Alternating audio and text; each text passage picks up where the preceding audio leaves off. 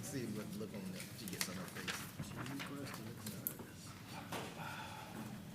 That's cool.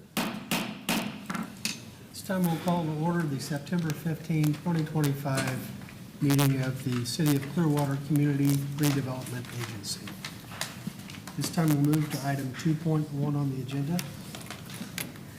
Approve the minutes of the August 18, 2025 CRA meeting. So moved. Second. All those in favor? Aye. Opposed? Unanimous. This time we'll move to item 3 on the agenda. Are there any citizens here today who desire to be heard regarding items that are not on today's agenda? Seeing none, we'll move to item 4.1.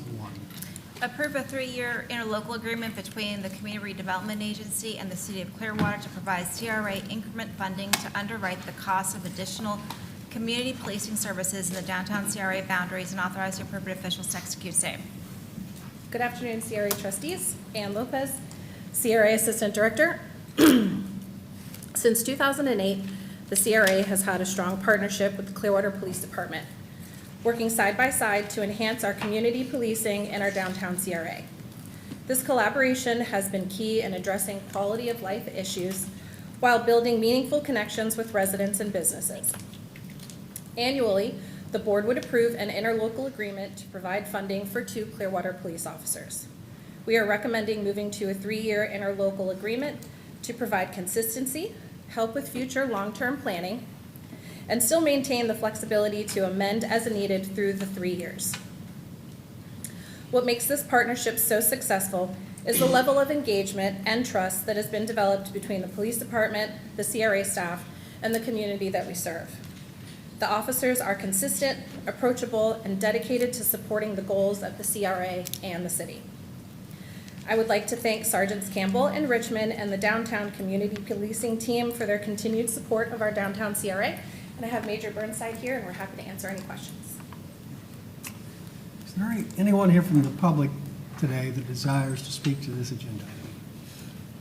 Hearing, seeing none, is there any trustees' discussion? Councilmember Menino. Mayor, thank you. Just had a couple questions. I know with downtown, a handful of projects becoming online and activated, obviously that changes the need of policing down here. How are we foreseeing the new bus terminals, new hotel, new apartments? How are we foreseeing adjusting this plan as we move forward with your needs? So approximately, we've been forecasting this, so approximately about a year ago, we brought a proposal in front of the council for 10 additional officers to include a sergeant. That ended up getting adjusted to 7. So we brought on 7 additional officers and a supervisor. And that team is actually part of our downtown community policing team. So we do have 2 teams now in the downtown core area, which will obviously cover a lot of those the new developments that are in the area. Yeah, a lot of exciting things happening, but it obviously puts a little more responsibility on your plate. Appreciate you and your team keeping us all safe downtown, and thank you for that explanation. Thank you very much. Yeah. Okay. Any other discussion? Now is there a motion? Move to approve agenda item 4.1. Second. All those in favor? Aye. Opposed? Unanimous. Agenda item 4.2. Approve a 3-year interlocal agreement between the City of Clearwater and the Clearwater Community Redevelopment Agency to provide staffing and administrative services and authorize the appropriate officials to execute same. Good afternoon, Jesus Nino, CRA Executive Director for the record. Again, as mentioned by the clerk here, this is a request for a 3-year interlocal agreement with the City of Clearwater and the Clearwater Community Redevelopment Agency. The difference from the years before is those were 1-year agreements. Now we're moving into 3-year agreements. This will allow us to be just have a little bit more consistency and more clarity as far as the services that are provided to the Community Redevelopment Agency by the city, which is city staff. You know, city staff, we do the services for the agency and use a board of directors. With that, staff is recommending approval of this 3-year interlocal agreement. Anyone here from the public desire to speak to this agenda? We've seen none. Is there any trustees' discussion?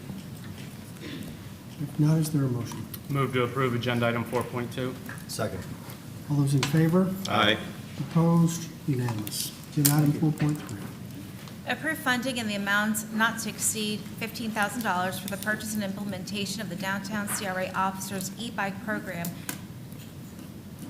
Good afternoon, Vicky Shire, CRA Division Manager. Staff is requesting approval of funding in the amount not to exceed $15,000 for the Downtown Community Policing E-Bike Program. This program will provide e-bikes for our downtown community policing team to improve mobility, enhance safety, and strengthen community. At this time, I'd like to introduce Sergeant Richmond from the Clearwater Downtown Policing Team to share more about the needs for this program and the benefits it will do and bring to downtown CRA community. Good afternoon. I'm Sergeant Matthew Richmond with the Clearwater Police Department's Downtown Community Policing Team. CRA trustees, this afternoon I am presenting a proposal to add e-bikes to the Clearwater Police Department's Downtown Community Policing Team. E-bikes will improve officer accessibility, engagement, and community safety in a cost-effective way. E-bikes extend patrol range, reduce officer fatigue, and allow us to keep up with the public's growing use of them. They improve response time in congested areas and are eco-friendly, cost-effective, and create positive public interactions. E-bikes are becoming more common downtown. Our department has conducted educational enforcement, including 54 stops in May, mostly warnings and education. Having e-bikes would also allow us to demonstrate safe riding to the public. E-bikes have been involved in multiple crashes, traffic homicides, and fleeing to elude cases. Equipping our officers with e-bikes helps us respond more effectively and ensures we are prepared to address these incidents. Local businesses on Cleveland Street have raised concerns about speeding e-bikes near pedestrians and families. These comments show the need for officers to be present on e-bikes to address safety and enforce the rules. More businesses confirm that fast-moving e-bikes threaten pedestrian safety. Their feedback shows this issue is urgent to our community. E-bikes allow officers to patrol the 400 and 500 blocks of Cleveland Street and other areas not accessible by vehicle while engaging directly with residents and businesses. Other local and state agencies are already using or testing e-bikes with positive feedback, including increased visibility, approachability. At our East Gateway meeting, there was unanimous support for deployment in the downtown CRA. We recommend the Volcanic APB 29er, a durable law enforcement designed e-bike with strong performance, long range, and a lifetime frame warranty. These are some photographs of the e-bikes being used by law enforcement, and the following slides are some more statistics on the bicycles.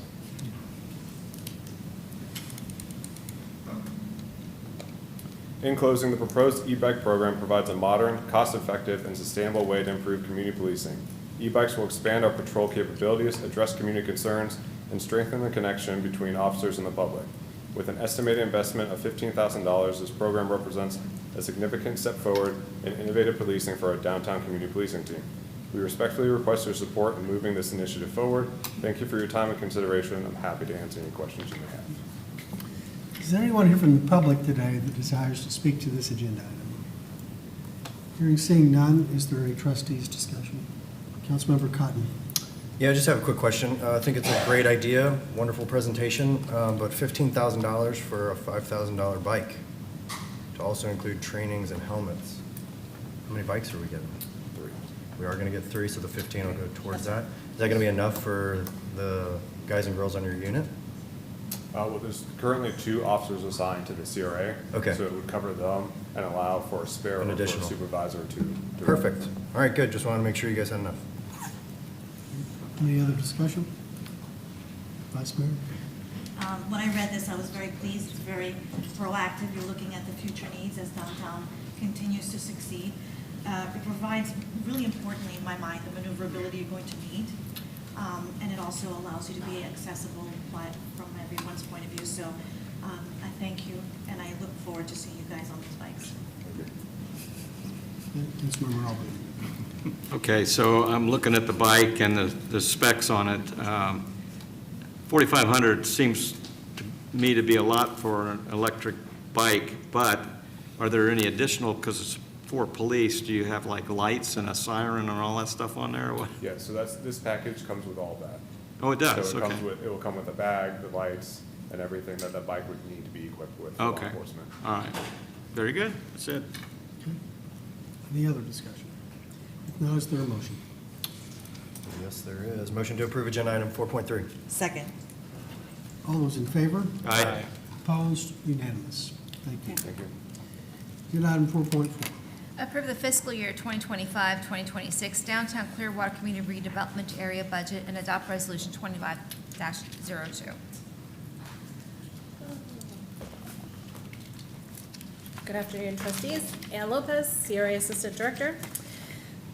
Fiscal year 25-26 downtown CRA budget aligns proposed budget expenditures with the downtown plan to support future initiatives.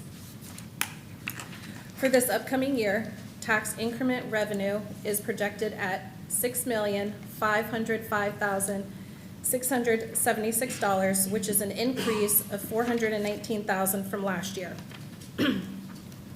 This reflects the continued growth in taxable value both across the original CRA and the expanded downtown gateway. CRA funds are divided into two, operating expenditures and project funds. On the operating side, there's a decrease in professional services, contractual service, and advertising. Advertising expenditures have been decreased this year as most of our advertising is tied directly to specific projects or programs. This ensures that the funds are used more strategically to support those initiatives. The increase in memberships and subscriptions is due to splitting the cost of certain memberships with the Economic Development Department. Overall operating expenditures is lower this year, but it still provides for adequate training and professional services. Including in the operating budget is the annual payment of $397,975 to the Downtown Development Board. On the project side, funds are allocated through transfers out.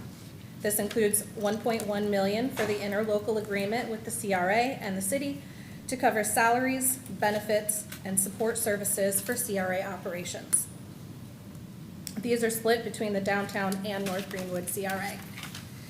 There is also $262,289 for the community policing interlocal. The remaining city TIF revenues are proposed to be allocated as follows. $250,000 for community engagement, $1 million for economic development, $500,000 for transportation, $599,264 for housing. In addition, county TIF funds totaling $2,878,256 will be allocated as follows. $678,256 for economic development, $200,000 for transportation, and $2 million for housing. And with that, I'd be happy to answer any questions. Is there anyone here from the public that desires to speak to this agenda item? Hearing, seeing none, is there any trustees' discussion? Vice Mayor? Ann, Al, and Jennifer, thank you so much. I know that I had some questions, and I didn't give you much heads up, so I appreciate how you included in the presentation and answered all my questions at such a late notice. Thank you. I'm an early bird, so it was fine. Okay. May we have a reading? We have Resolution 25-02, a resolution of the Community Redevelopment Agency of the City of Clearwater, Florida, adopting the Downtown CRA fiscal year 2025-2026 annual operating budget, providing an effective date. No more questions or comments from the trustees. Do we have a motion? Motion to approve agenda item 4.4. Second? All those in favor? Aye. Opposed? Unanimous. Thank you. Agenda item 4.5. Approve third quarter budget amendments for the downtown Clearwater Community Redevelopment Area and adopt Resolution 25-01. The downtown CRA operating capital budgets have been reviewed through third quarter for fiscal year 24-25, and as part of that review, adjustments have been made to revenues, transfers, and expenditures. We've adjusted the operating budget to align with actual expenditures to date, and in the downtown CRA capital improvements, the following changes. An increase of $15,000 for the Mercado Public Art. This includes a transfer of $10,000 from Arts and Culture and $5,000 in city increment that was transferred from the closure of the city's downtown intermodal project. Economic Development has the following adjustments. A decrease of $3,673 in city increment revenue, an increase of $167,783 in interest earnings, an increase of $1,063,437 in TIF revenue transferred from prior year-end closing, an increase of $41,078 from city increment revenues with the remaining balance as the closure of the downtown intermodal project. Infrastructure has an increase of $167,858, which is the reimbursement that was received from PSTA, which was their portion of the undergrounding utilities of Myrtle Avenue. Housing County received a decrease of $86,737 in county increment revenue, and I'd be happy to answer any questions. Is anyone here from the public that desires to speak to this agenda item? Hearing, seeing none, may we have a reading? We have Resolution 25-01, a resolution of the Community Redevelopment Agency of the City of Clearwater, Florida, adopting the third quarter amendments to the Downtown CRA fiscal year 2024-2025 annual operating budget, providing an effective date. Is there any trustees' discussion on this agenda item? If not, is there a motion? Move to approve agenda item 4.5. Second. All those in favor? Aye. Opposed? Unanimous. Move to agenda item 4.6. Approve the fiscal year 2025-2026 North Greenwood Community Redevelopment Area Budget, adopt Resolution 25-04, and authorize the appropriate officials to execute same. The North Greenwood CRA's proposed operating and project budgets are aligned with the priorities of the North Greenwood Community Redevelopment Plan. Those three priority items are affordable housing, economic development, and mobility. For fiscal year 25-26, the tax increment revenue for the North Greenwood CRA is estimated at $1,081,779, which represents an increase from last year. Funds are divided between operating and projects. Operating expenditure totals $42,300, with an additional $100,000 allocated for salaries and benefits for the CRA staff, which is shared with the downtown CRA. On the project side, allocations are as follows. County increment, $200,000 for housing, $278,753 of county increment for mobility, and the remaining city increment is $528,726 for economic development. This budget ensures that these resources are directed towards the community's top priorities of housing, economic development, and mobility, and I'd be happy to answer any questions. Is anyone here from the public today desire to speak to this agenda item? Hearing, seeing none, may we have a reading? We have Resolution number 25-04, a resolution of the Community Redevelopment Agency of the City of Clearwater, Florida, adopting the North Greenwood CRA fiscal year 2025-2026 annual operating budget, providing an effective date. Is there any trustees' discussion? Now is there a motion? Move to approve agenda item 4.6. Second. All those in favor? Aye. Opposed? Unanimous. Agenda item 4.7.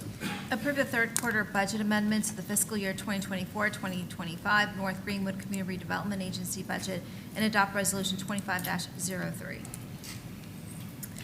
This agenda item is for the third quarter budget amendments for fiscal year 24-25 for the North Greenwood CRA. Operating budget has been adjusted to align with actual expenditures to date. For the capital projects, the following projects had an increase due to prior year-end interest earnings. Residential Improvement Program had an increase of $26,410.89. Business Improvement, an increase of $58,103.95. Carlton Avenue Rehab, an increase of $26,410.89.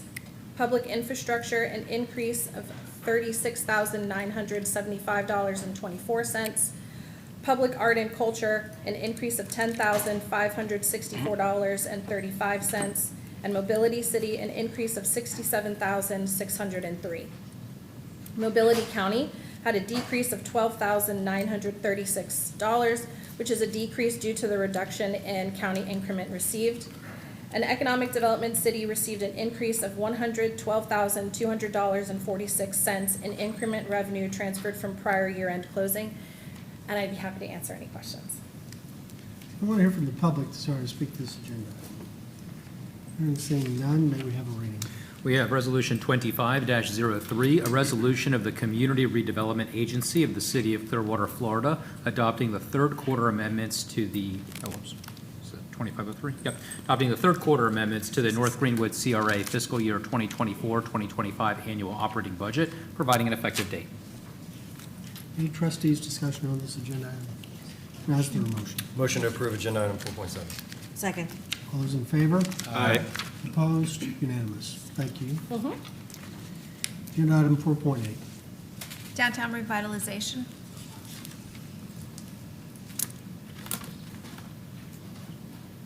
This is your monthly item, so you can discuss any items you wish to for the downtown. Any questions from the trustees or any discussion today? I don't believe we have any today, so. Okay.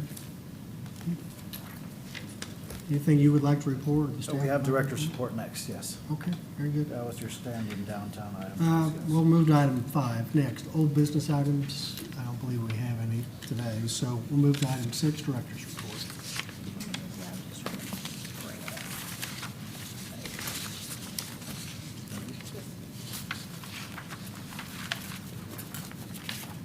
The director's report is fairly short for this month. The 4 items that we have before you is just a downtown update for the downtown CRA, a North Greenwood CRA update, then a property disposition update, then a North Ford Elementary School update. So,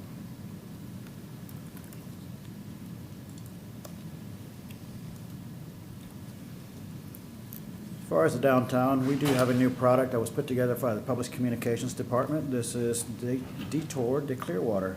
Basically, it's a public communications CRA staff collaborating together to put together information for the community, a newsletter, updates monthly on what's going on in the downtown with construction.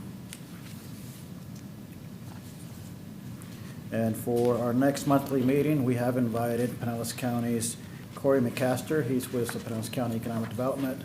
He's also in charge of the Pinellas County SBDC, Small Business Development Center. So he's going to be the guest speaker here at the library, just talk about small business resources to anyone that needs resources for Pinellas County or any other resources he can provide them. That's September 30th from 3 to 4 p.m. here at the library.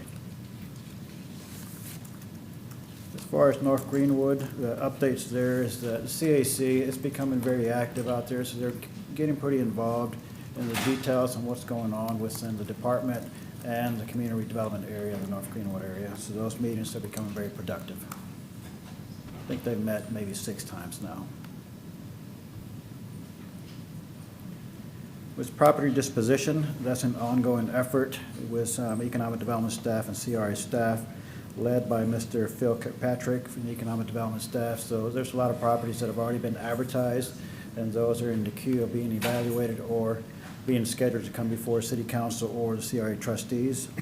The next 4 properties that are up to be disposed and surplus are 4 properties located on Cleveland Street between DeLucas and the car wash, north of St. Vincent de Paul, the soup kitchen. Those properties are 2 of them are CRA properties and 2 are city properties. So those are scheduled to be advertised at the end of this month. Then with North Ford Elementary, I'm not going to give any update there since that's already on your work session agenda. That's the updates for this month. Any questions from the trustees for the director? Okay, if not, thank you. Thanks, sir. And seeing no further business to come before the CRA, we will adjourn the September 15, 2025 meeting. We'll recess until 1:30, which time we have designated for the beginning of our city council work session.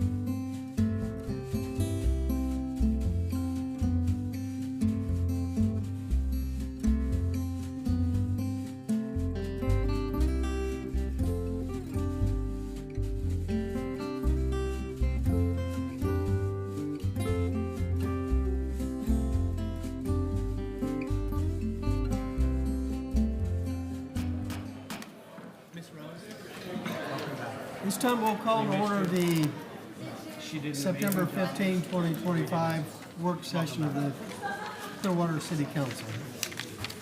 We'll move to item 2.1 on the agenda first, our September Service Awards. This time I'd like to call forward some of our 20-year employees. First, Jeff Roberts from our fire department, and ask the city manager to read the presentation, his letter of appreciation. Clearwater Fire Rescue would like to acknowledge Fire Lieutenant Jeff Roberts for 20 years of outstanding service. Throughout his 2-decade tenure, Lieutenant Roberts has consistently demonstrated courage, integrity, and a strong commitment to public health and safety within the city of Clearwater. Lieutenant Roberts began his career at Clearwater Fire Rescue as a fire medic, later becoming a driver-operator for several years before being promoted to fire lieutenant. He has also expressed interest in becoming a district commander.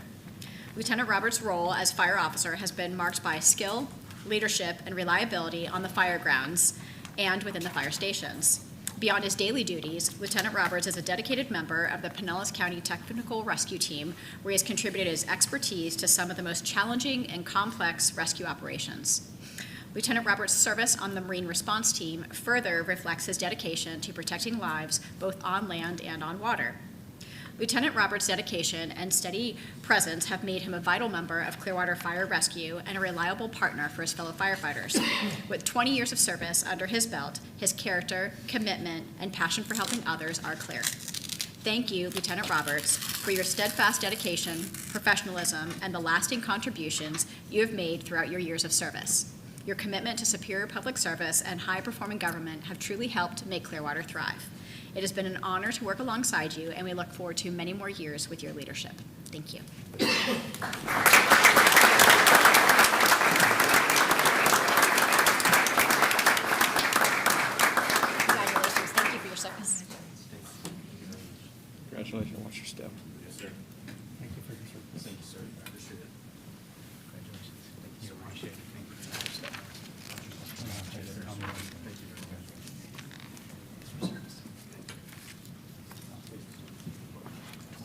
So happy to have 3 fire department professionals here celebrating 20 years with the city of Clearwater. So next, I'd like to call forward Benjamin McBride for his award.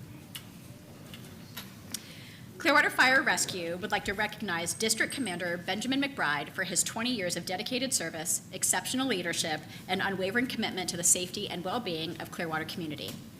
District Commander Benjamin McBride has consistently exemplified the highest standards of integrity, courage, and professionalism. Over 2 decades, he has served with distinction, protecting lives and property, mentoring the next generation of firefighters, and guiding his crew with steady leadership. Chief McBride has held many titles, including Fire Lieutenant, Acting Lieutenant Rescue, Acting Driver Operator, and has 22 years as a state Florida paramedic. Chief McBride has served on the Marine Response Team, was a SWAT paramedic, Rescue Task Force instructor, CFR Awards committee member, and a field internship paramedic preceptor with St. Pete College. Chief McBride is a State Florida Fire Officer 2, State Florida Fire Lieutenant 1, live fire adjunct instructor, State of Florida Incident Safety Officer, and is Blue Card Incident Command certified. He recently obtained his associate's degree in fire science and is actively pursuing his bachelor's science degree in emergency management. Over the 20 years with the City of Clearwater Fire Department, Chief McBride was awarded numerous professional achievement awards to include the Clearwater Fire Rescue's Life Saving Award, American Red Cross Life Saving Award, Fire Chief's Unit Citation Awards, 7 of them, I think that's what that says, that's a lot. Fire Medic of the Year, City of Clearwater Employee of the Month, Performance Excellent Award Top Recruit, and multiple Pinellas County EMS and Fire Administration certificates and commendations. Thank you, District Commander McBride, for 20 years of remarkable service, leadership, and dedication. Your commitment to superior public service and high-performing government has strengthened Clearwater Fire Rescue, inspired those around you, and helped make Clearwater thrive. We look forward to many more years of guidance and your continued impact to our community. Thank you.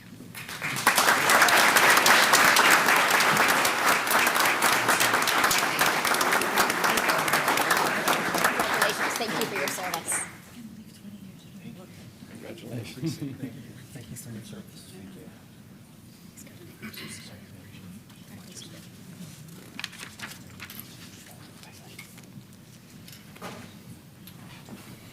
Finally, I would like to call forward Nathaniel Brooks for his service award. It is with great pride and appreciation we recognize Lieutenant Nathaniel Brooks for 20 years of distinguished service with Clearwater Fire and Rescue. Lieutenant Brooks began his journey with CFR in September of 2005, as a fire medic. From day one, he demonstrated a deep commitment to excellence, leadership, and service. Over the course of his career, he has held multiple critical roles within the department, steadily rising through the ranks, acting driver-operator in 2008, promoted driver-operator in 2010, fire lieutenant in 2012, and ultimately to his current position of fire medic lieutenant in 2018. Today, Lieutenant Brooks serves as the EMS shift supervisor on B shift, where he oversees over 60 EMTs and paramedics. His leadership, mentorship, and clinical knowledge are instrumental in ensuring the delivery of high-quality emergency care to the citizens of Clearwater. Throughout his career, Lieutenant Brooks has gone above and beyond, not only in service, but in continual self-improvement. He has earned an associate's degree, a bachelor's degree, 2 master's degrees, one in human resources management and another in public administration. He is also Blue Card Incident Command certified, exemplifying his commitment to preparedness and operational excellence. Lieutenant Brooks has proudly served on the Marine Response Team and was one of the department's fire boat operators while stationed in Station 44 and Sand Key, demonstrating skill and adaptability in a wide range of emergency environments. What stands out most about Lieutenant Brooks is his character. He has consistently spoken with deep respect and admiration he holds for men and women of CFR, considering them his extended fire department family. His humility, passion for service, and sense of humor, especially about serving another 20 years, give or take 15 to 17, are what makes him a true leader and a beloved member of the department. Lieutenant Brooks, thank you for your 2 decades of extraordinary service, leadership, and heart. Your unwavering dedication to the Clearwater community and to CFR is an appreciation to us all. Through your commitment to superior public service and high-performing government, you have helped make Clearwater thrive. We look forward to many more years of your continued service. Thank you.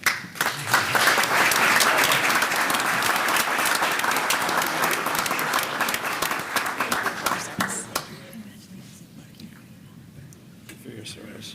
Hang on, I got another. Thank you for your service.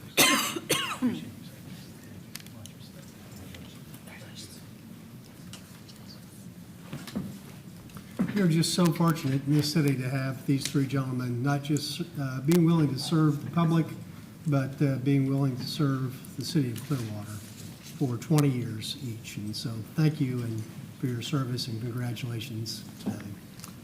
That will move to our bi-monthly team award for September-October 2025 from Marine and Aviation, the Sinking Vessel Crew. I'd like to call forward Tyson Mason, Colin Hurley, Jacob Speranza, Shannon Beckett, Rick Bennett, and Graham Donaldson, and ask our city manager to read their commendation. The Clearwater Harbor Marina staff recently identified a 44-foot vessel in distress that was taking on water and listing badly to the port side. Recognizing the imminent danger, the Harbor Marina team immediately notified the Marine and Aviation trades workers, who quickly mobilized with equipment and began pumping water from the vessel. For more than 2 hours, the team worked diligently to stabilize the situation, ultimately locating and plugging the source of the leak. Their swift response and collaboration not only saved the vessel, but also prevented what could have been a catastrophic event in the marina, one that threatened surrounding boats, public safety, and the abundant marine life that called Clearwater Harbor home.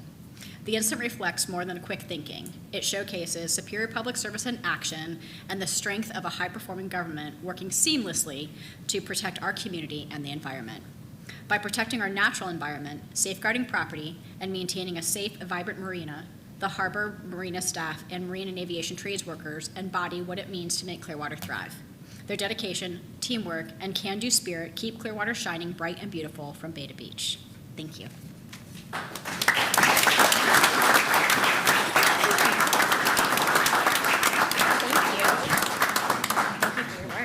Thank you. Thank you so much. Thank you so much. Thank you. Thanks for everything. Good job.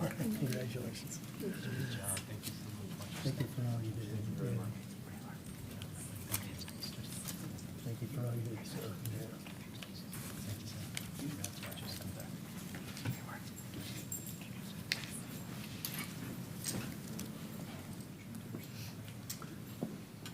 Well, I don't have an award for either of them, but we're very fortunate today to have two of our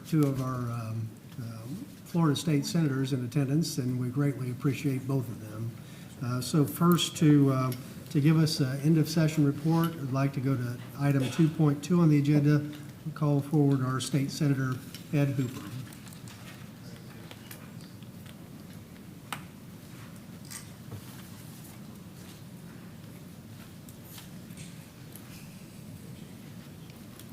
Good afternoon, everyone. Ed Hooper, representing most of Clearwater, half of Clearwater. My good friend Senator Siegley is here also, your other state senator. Mayor and council members, Ms. Poyer, Chief, I'll still call you Chief Slaughter, Mr. Margolis, and my favorite of all time, Ms. Call. It's a pleasure to be with you. I'll digress to tell you, I hearken back when you were doing awards to the day that I got my 20-year award wearing that same uniform those gentlemen wore and was greeted up there. It's an honor and a privilege to have been an employee of this fair city for 24 years. So thank you all for your service. So Senator Siegley and I flipped a coin, and he won, so I'm going to give you the bad news and work up into the worst news, and then let him give you all the good news to report from the state. I would tell you that last week, the Legislative Budget Commission, constitutionally created body, which I am the alternating chair, we're required by Constitution to do a 3-year long-range financial outlook. Even though we budget on an annual basis, we have to consider the 2 years outside of our budget we're working on so we don't leave the next presiding officer in a hole they can't crawl out of.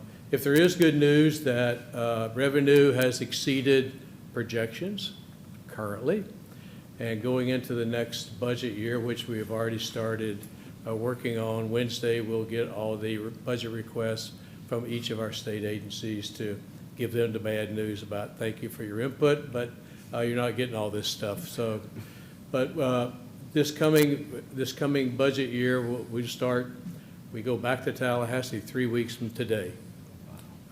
We just got over a 105-day session. The next year's budget shows a projected surplus of around $3 billion. And that is the only good news there is in that projection, because year 2 of that projection shows a $1.7 billion shortfall. And the third year of that cycle shows a $6.3 billion shortfall. And you ask, well, what are you doing to lose money? Just like your operation, I know you haven't noticed costs tend to go up, whether it's health insurance, whether it's vehicles you have to buy, whether it's employee costs. Everything seems to go up and not go down. So to do that, we keep in mind that don't do something this coming budget year that is going to put the next presiding officers in a bind that they'll have to make draconian decisions about a variety of things. So this current session that we just got out of and passed a budget, we made some adjustments in that budget to make the next 2 years better than it was going to be. And a lot of that is, even though we reduced taxes by $2.5 billion, we made some changes. We paid down some state debt, which we have a very small amount of, but debt is debt, and interest is interest, so we paid down some debt. We made some changes in a variety of areas that will position us well in the future for not having, next year's an election year. Nobody's going to vote to raise taxes, I can assure you. Next year is also an election year when we'll have a new governor and a whole new cabinet, potentially. So it's going to be interesting. Now, I just saw today where the Attorney General came out with an opinion that open carry is legal in the state of Florida. I think he erred in that decision. Usually when a court overturns a decision, there's a 15-day waiting period to do that. This will go to the Florida Supreme Court for a final resolution. So the sheriff came out with a memorandum saying, yes, they've overturned that and open carry is now constitutional. Don't do it till we tell you so, because you could violate the law. So we will either have a special session or a sporty discussion in the next session about open carry and how are we going to protect. We are now well over 23 million people in the state of Florida. If you travel the roads, you already knew that, so.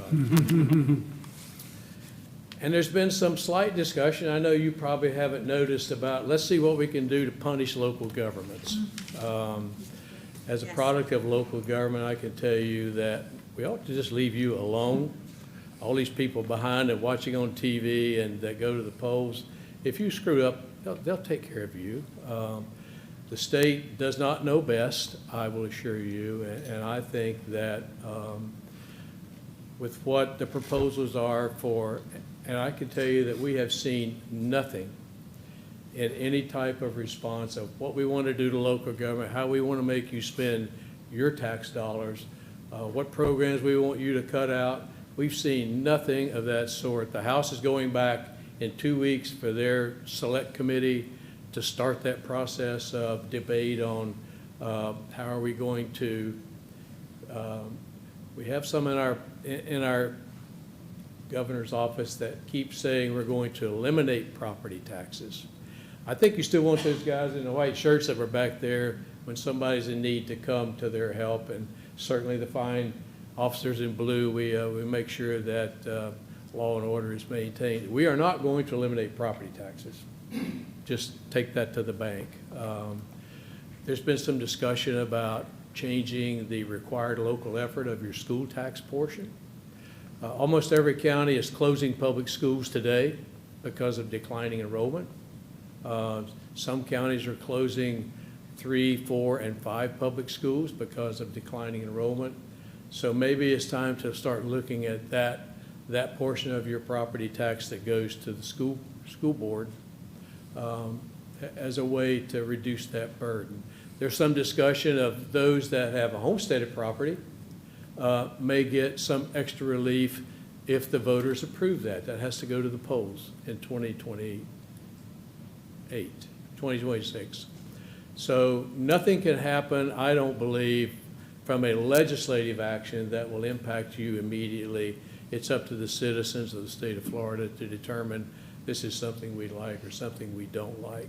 So stay tuned. We're all kind of wondering what's coming forward, because we certainly have seen nothing to date that would indicate if there is a plan. What little bit of good news I will tell you is I think we have now gained our 15th property insurance company that is writing policies in the state of Florida. Premiums are going down. They're not dropping like a rock, but they're diminishing somewhere between 3 and 8%, which is better than going up 40%. Auto insurance rates are going down pretty dramatically across the board.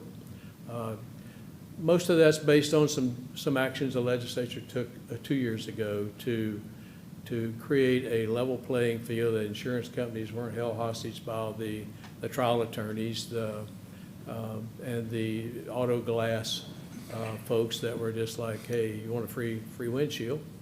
And if somebody asks you if you'd like a free roof, I'm sure the answer is yes. I would like a free roof. Those days are over. There are no more free roofs. Sorry. It's going to be, this is the governor's last session. He's had a good 7-year run. I don't know what Plan B is for Governor DeSantis, but this will be the last session. He presides over the state. And he's has some interesting priorities that he would like to accomplish in this final term. Some are good. Some are going to require an incredible amount of discussion, debate, and decision-making. I almost look forward to it. I'm honored to chair the Senate side of the Appropriations Committee. So our current budget's a little over $115 billion. We have, like you, we do a balanced budget. We don't deficit spend. So it's quite an honor to do that. It's extremely time consuming. The last 2 weeks of last session, I worked 84 hours and 75 respectively those last 2 weeks. But it got done, and before the end of the fiscal year. Our year is July 1 to June 30th. Yours is October to September 30th. So you're coming up on the end of your year and starting a new adventure. I want to thank, I'm going to end this way, and I'll be glad to take any questions either after me or after Senator DeSigley. I want you to know that it's important that we hear from you. The League of Cities is a great group, fine group. They're very dedicated. They're in the Capitol every day, but they're not you. Sometimes you're part of that team, but it's important for each of us to hear from our communities, our local elected officials, of what's important to you. And whether that be a budget issue, a policy issue, we need help issue, it doesn't matter. You will always get preference in both mine and Senator DeSigley's office. If you're there in person, once upon a time in my House days, I asked the governor to step out to meet with a constituent. That didn't go well in the budget process at the end of that cycle, but you know, it's the right thing to do. You're our boss. And some of you are frequent flyers to Tallahassee, and we appreciate that. It's not a short drive. But never be afraid, never hesitate to reach out to anybody in this delegation that can be of help or answer questions or try to get you what you need, because that's our job. You do it for your citizens. We want to do it for you, our bosses, and all the people that live in Pinellas County. So thank you for what you do. It's important. Clearwater still is bright and beautiful, bay to beach. Keep it that way. Let's grow and prosper. And Senator DeSigley and I want to be a part of that and be helpful in every way. Thank you again for all you do. Well, thank you, Senator, for coming today. Our pleasure. I'm a little biased, but I think we clearly have the two best senators in the state Florida Senate. And neither one of us have the best hairdo, but you know. No, but I want to say that because I don't think the average person in not just Clearwater but throughout the state, the average resident, never goes to Tallahassee and never sees legislation work, and they don't see how hard the two of you work for us, and you work tremendously more hard when you are in leadership, and the things that you and Senator DeSigley are able to do for us, because you're willing to commit that extra time to serve in leadership and to get to a position where you can serve in leadership. I can't tell you what a monumental task that is, how much you invest of your own time for our citizens, and how much we appreciate it here in the city of Clearwater, both of you. You know, not just this session, but we know the next session you're going to invest a lot of time for all of our citizens, and we thank you on behalf of the city council and on behalf of the entire city for what Thank you do Mayor. for I us. only lived in Clearwater 50 years, so it kind of holds a special place in my heart still. So we're here for you. Thank you. I'll stay here till after Senator DeSigley in case there are other questions. We'll be glad to answer. Okay. Thank you all very much. Thank you. Senator DeSigley, would you come up?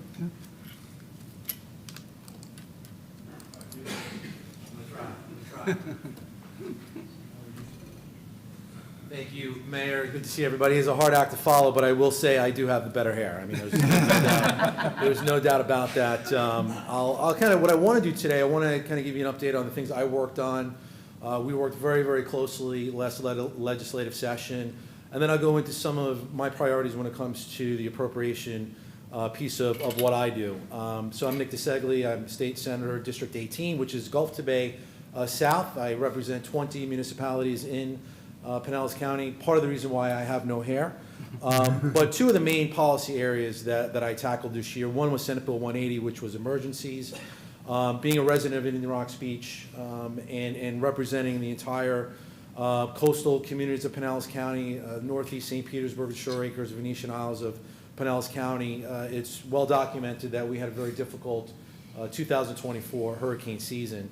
I realized very quickly that some of our smaller municipalities, for whatever reason, and it doesn't really matter, they just did not have a plan in place of what was going to happen as far as their response in the days, weeks, and months, and really, unfortunately, years post-storm. And so Senate Bill 180 simply requires local governments to have that plan in place for permitting, have that plan in place for debris collection. Obviously, those are some significant challenges that still remain to this day. And I think all of that is good, sound policy. There has been some significant feedback on the burdensome and restrictive regulations around our comprehensive plans. Myself, my staff, Senate staff have really been, getting a lot of feedback. So if you could share any feedback that is related to the city of Clearwater when it comes to Senate Bill 180, that feedback is very important. I'm open to going back, making those necessary adjustments, because what I don't want is to handcuff local governments in any way more than that's already happened. So I want to clearly lay that out, and this goes for anybody in the state, any municipality here in the state of Florida. Transportation, obviously a big area, and I want to mention the ATV issue that was very specific to the city of Clearwater, specifically Clearwater Beach. I'm bringing this up in further detail because this is really, in my opinion, how a good collaborative relationship goes between a member of the legislature and local governments. It was brought to my attention, probably a couple of weeks after our bill filing deadline that we had this issue. We had this loophole in Florida statute, and my first reaction was like, ooh, this is going to be tough because we, again, passed those deadlines. But the good news is that I've been, doing this long enough to know that I've got relationships throughout the state of Florida, relationships with the appropriate chairs of these committees, and we were able to amend that language into my transportation package. Didn't really have a lot of questions, certainly not in committee, had some offline, but it was one of those things where, when you have those relationships and you have that trust, it makes something that's very difficult, which is amending an issue that's happening locally into a larger bill. So I was incredibly pleased that we were able to make that happen for all of you, and I'm sure it eliminated plenty of headaches for you locally, especially in our beach communities. Tourism is an important part of all the things that we do. I want to get into the appropriation piece here. I chair the Transportation and Tourism Economic Development Committee, also known as TED, in the Florida Senate.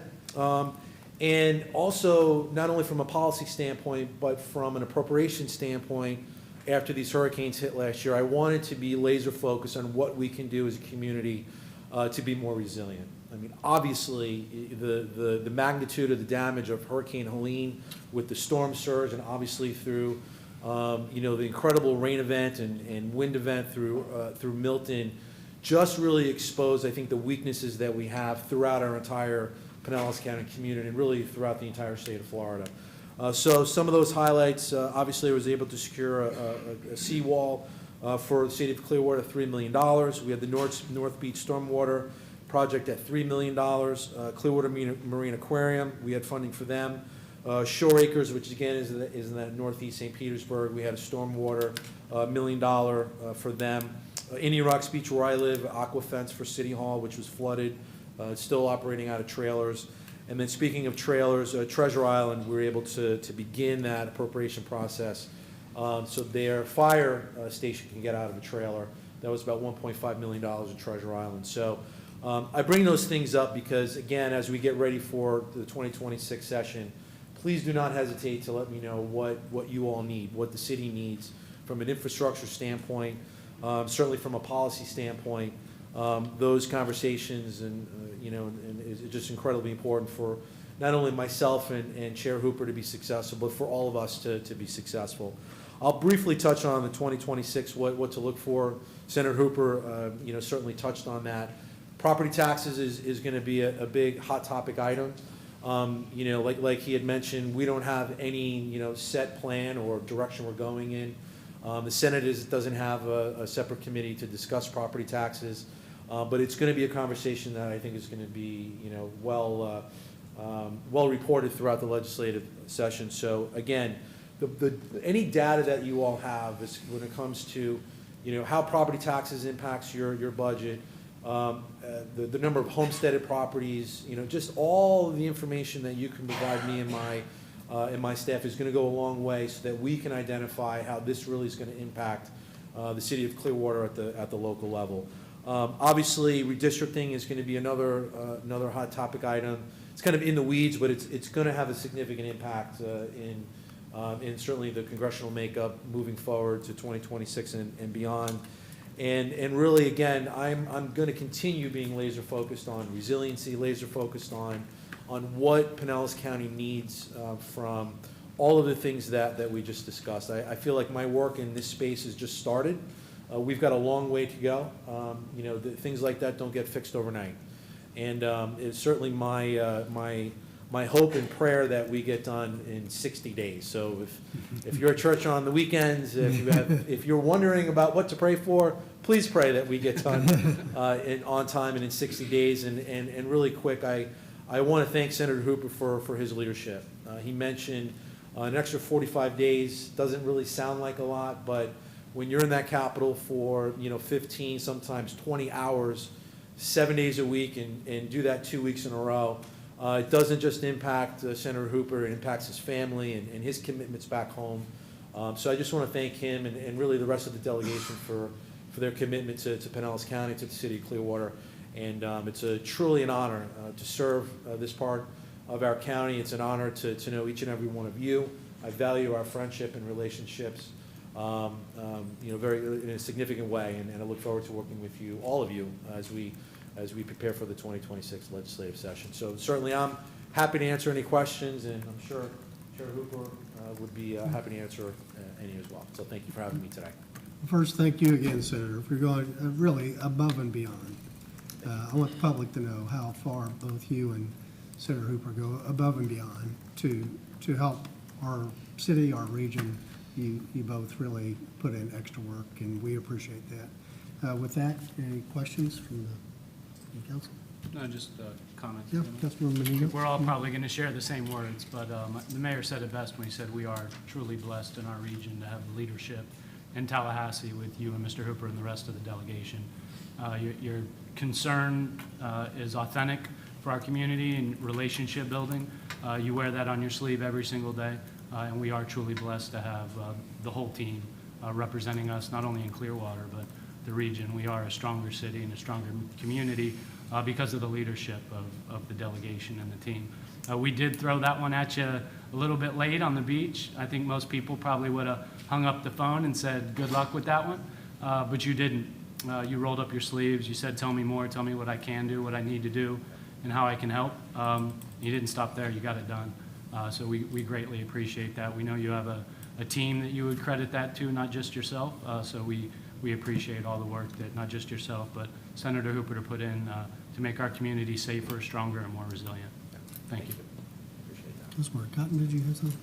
I'm not going to beat a dead horse. Thank you, Senator Sigley, Senator Hooper, for coming, giving us these updates. They are important, especially for the public to see, for those that are watching and those that are here. So thank you very much for the extremely great amount of work that you both put in.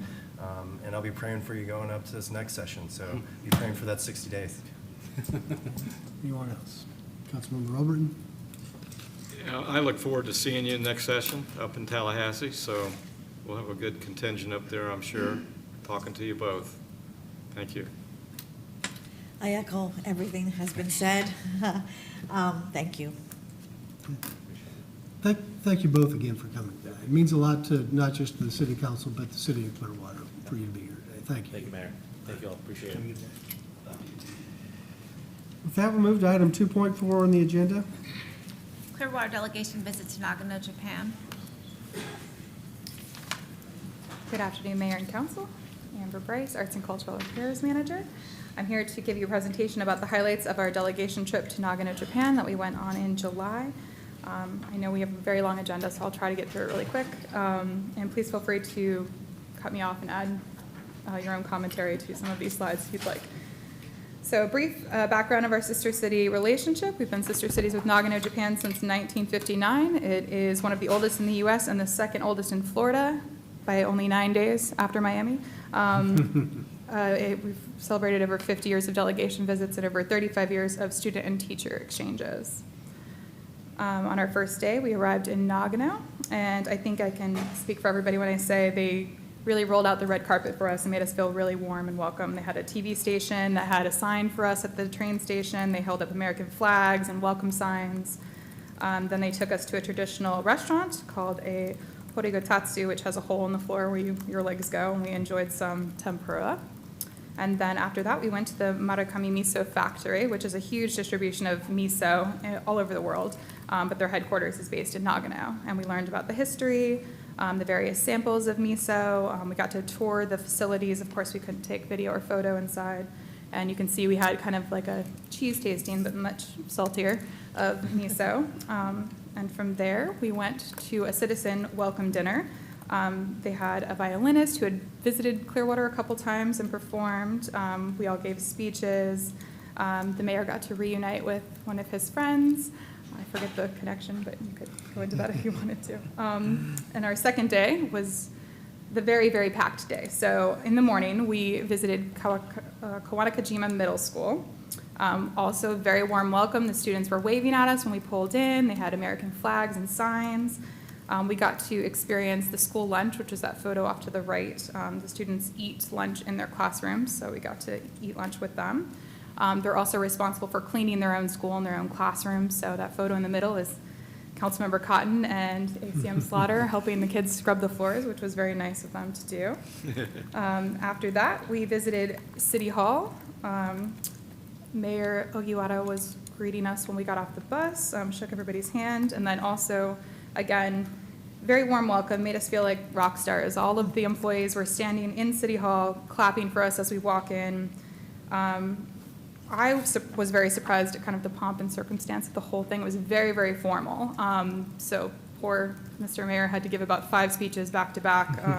We had a meeting with the mayor where we gave gifts. We had a meeting with the superintendent. We have separate meetings, and then we had an actual meeting where we got to go into the chambers, which we found out later, this was a pretty big honor. So unlike here, their chambers are not public. The public's not allowed to go in them.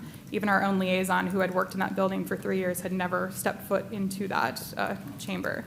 So it was a big honor for us to be invited into that space. And then lastly, they had a really beautiful setup for us, all of the gifts and different articles and pictures that have been taken over the 66-year relationship. Then that evening, we had our official reception dinner. And they had different stations set up for us to learn about Japanese culture. So we had a tea ceremony, and everybody got to drink some matcha. They had a shodo demonstration, which is Japanese calligraphy. And these students had a performance with music where they made that sign for us. There was a koto demonstration, which is a traditional Japanese instrument. They had traditional kimonos. Again, they applauded us as we walked in. And I think, again, I can speak for everybody. I think we were a little surprised when we walked in that it wasn't quite what we were expecting. I was expecting to walk into a banquet hall with round tables and chairs for us to sit in, and that wasn't the case. It was standing only, no chairs, table or thigh-high table, and the purpose of that was to kind of force us to mingle, walk around, network, and so you wouldn't get stuck in one place for too long. And then there were some speeches, and it was a really lovely evening. The next day, we did some cultural visits. So we drove about an hour up into the mountains, went to the Tokakuji Shrine. We had to hike up this mountain. There was these beautiful cedar trees that kind of reminded us of sequoia. The bees and the horseflies were out in number, and so we couldn't stay still for too long or they would get us. So we did not get a picture of us standing still. After that, we went to the Oyaki farm. This beautiful building was brand new in Nagano. Oyaki is a traditional regional to Nagano stuffed dumpling. We got to make our own oyaki, and then off to the bottom left, you can see we got to eat our own oyaki as we kind of sat and learned about the history of the company. Then on our last day in Nagano, we went to the Zengoji Temple, which is a very important historical temple in Japan. It brings a lot of cultural tourism to Nagano. We couldn't take photos or videos inside the temple, but we all went inside. After that, we went to Kyoto, and we did a cultural tour of the major sites, including the Golden Temple, Kinkakuji, the Niju Castle, and Kyoto Imperial Palace. I think I can also speak for everybody when I say it was extremely hot, like hotter than it is here. Most of us had mild heat exhaustion after this day, I think. And this is why they tell us to visit in October and not in the summer, which we will be listening to them in the future on that. After that, we went to Tokyo, which you all had some really great business meetings with these companies right here. Of course, Daiso just opened their new store this past Saturday in Countryside. A couple of us were in attendance. The mayor got to cut the ribbon. So that was a really cool full circle moment for us. And then lastly, the entire delegation got to visit the U.S. Embassy. It was very insightful, I think eye-opening for us. We learned a lot about the importance of personal relationships in Japanese business culture, how small gestures of connection can really influence major investment decisions of those companies. So that was my biggest takeaway. And then I think it's always a crowd pleaser that kind of goes through just who we met at the business meetings. Crowd pleaser to end on a slide with food. So here are the lovely food, all the delicious food we got to try, and I appreciate your time. And if you all have any comments or want me to go back to another slide, let me know. Well, I think first, we'd just like to thank you, Amber, for all the work you did to help make this trip successful, you and your team. I mean, you really pulled it together and led, and I speak for myself, but I think I speak for the others who were able to attend. It could have been more well-planned and more productive for us. And so all that time you spent, I know we didn't just show up, and you planned a lot to get it to where it was. And then you had to steer around some of us who were, a large group like we were, and that wasn't easy either. So I want to thank you so much for all the work you did to help make this trip successful. And I also want to thank Audra Asia, and who helped us on the Tokyo business visits, which were really productive and very helpful to us. And I want the community to know that, we did some things, we saw some wonderful sights, but we did so much to learn about how our 65-year relationship with Nagano is a great community asset for us in improving Clearwater going forward as an international city, but also to attract businesses to Clearwater, but the Tampa Bay region. That the one thing I think we learned, particularly in Tokyo, was the Japanese value long-term relationships. And our 65-year relationship with Nagano is a long-term relationship that the Japanese people greatly appreciate and respect. And it's an opportunity for us to leverage that to move forward, to not just make Clearwater better, but the entire region. So that's one thing I learned, the importance of that, and we saw that throughout Tokyo. But thank you again for all you and your team did. And the entire Sister Cities Commission. I think it was good for all of us to get to know them better. And to see, particularly on the school, I didn't get down on my hands and knees like Councilmember Cotton and Assistant City Manager Slaughter did. But to see their school and how their kids take care of their own school, they don't have a janitorial staff, their kids are the janitorial staff. That's the reason those two are down helping them do their daily work.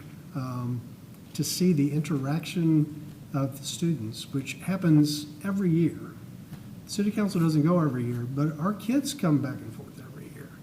And to see how powerful that exchange is was really important to me too. So with that, I just want to thank you for all you and your team did, and invite the other council members to share their thoughts as well. Vice Mayor? He pretty much said everything except one thing, and that is, I'm sure no one else is going to say this, but I really empathized with you as a new mother, because I too had a baby when I went to Japan, and I understand how being that far away from your child, but the amount of work you put in, like there were times where I would just look at you in awe, especially through the subways, with this humongous group of people behind you, like a bunch of little ducks, and you're trying to rally us all together. A lot of moving parts, and you did it flawlessly, and I really appreciate the work that you did. Anybody else? Councilmember Cotton? Yes, Amber, City Manager Poyer, and Audra. I don't know if Audra is here, but thank you all for all the hard work that you put in. I know I might have thrown a little bit of a wrench in it in the very beginning of that, asking for those economic development drivers. But I'll tell you what, Audra, City Manager, you guys really pulled it off. The mayor hit the nail on the head, as in trying to see how Clearwater, can work to benefit those companies and how we may be able to bring them here or at least start branching out. And, look, if they can't fit in Clearwater, where in Pinellas can they fit? Not in Pinellas, where regionally can we get them? Because they're extraordinary companies, and the way that they have their outlook is fantastic. Another thing that he pointed on, which was just, you could see it from the mutual respect of the adults as well, but it starts at an early age there. And not having a janitor and having to take care of your own schools with the groups of children and groups of 4 or 5, even in the outside vestibules, outside in their field picking weeds, it's a gigantic culture shock, especially for Western civilization, right? But I think that that echoes through that culture and just the respect that they have and their national pride that they have. It was very admirable. So I'm extremely glad that we were able to go and see the partnership that we have with Nagano that's been long-lasting for the 66-plus years. And I'm excited to see what the future will hold in trying to get those economic drivers continuing. So, sticking with Audra to keep poking Jetro, hey, what do you have for us? Because we're ready with open arms of how we can assist you all getting here. And really setting the next steps for the next trip and whoever may be in these seats to keep mending and nurturing those relationships to try and get stuff coming here. So thank you, Amber, for the presentation. It was great. And I look forward to the future and what returns on investments Clearwater can see through this relationship. So thank you. Okay, Councilman Alberti. Yeah, I'll make it quick. But I had a great time. And just to elaborate what Councilman Cotton said, even in Tokyo, in the train system, it's like New York City. I mean, it's bigger than New York City, but more people going in and out. There wasn't one piece of paper on the ground. I mean, it was so clean. It was just unbelievable. But, some people ask, well, what are you going over there for? What's the whole purpose? Well, we just did the ribbon cutting, the grand opening for Daiso that just opened up next to Dick's Sporting Goods. Japanese store. It's like a dollar store, but you've got to go over and see this. It's really, really cool. They have a lot of things you don't see at a normal dollar store, like Japanese stuff, and everything's in yen. And they have little, like at the end of every aisle, they have like a little thing that tells you the difference, how many yen is American dollar and that kind of thing. So it's an experience like going to Japan. And it's right here. So that was one thing that we were really proud of, that they knew Clearwater and some businesses were moving here. So I want to say thanks. City Manager. I just wanted to add on, again, great job. A lot of work was done into that, both you and Audra. And we've already heard from the corporate offices of Daiso this morning, thanking us for an incredible opening. They really appreciated the effort that we put into that. And so although they couldn't be here, the word has already carried back, and they reached out to say that really appreciated that. So, the relationship and the dialogue continues. So just wanted to say thank you again. Thank you for sharing that. I wanted to say too, Amber, I know it was hot in Kyoto, but I didn't realize till I saw a picture of me from behind that it was so hot it burned the hair off the back of my head. I didn't notice that. In all seriousness, thank you again for all you did and all your team. And again, not just for this trip, but what you do every day to maintain this relationship. And it's so important that we keep this relationship alive for our young people here in Clearwater and to maintain this, and for businesses we just pointed out. So thank you so much. With that, we'll move to item 3.1. Approve a 3-year interlocal agreement between the City of Clearwater and the Clearwater Community Redevelopment Agency to provide staffing and administrative services and authorize the appropriate officials to execute same. Good afternoon. Ann Lopez, CRA Assistant Director. I just want to start, this is the last item I am presenting today. Yes. This is the companion item for the CRA and City Interlocal agenda item that was approved at the CRA trustee meeting earlier this afternoon, and I'd be happy to answer any questions. Any questions on this agenda? Okay. Then we will move to, thank you, we'll move to item 4.1.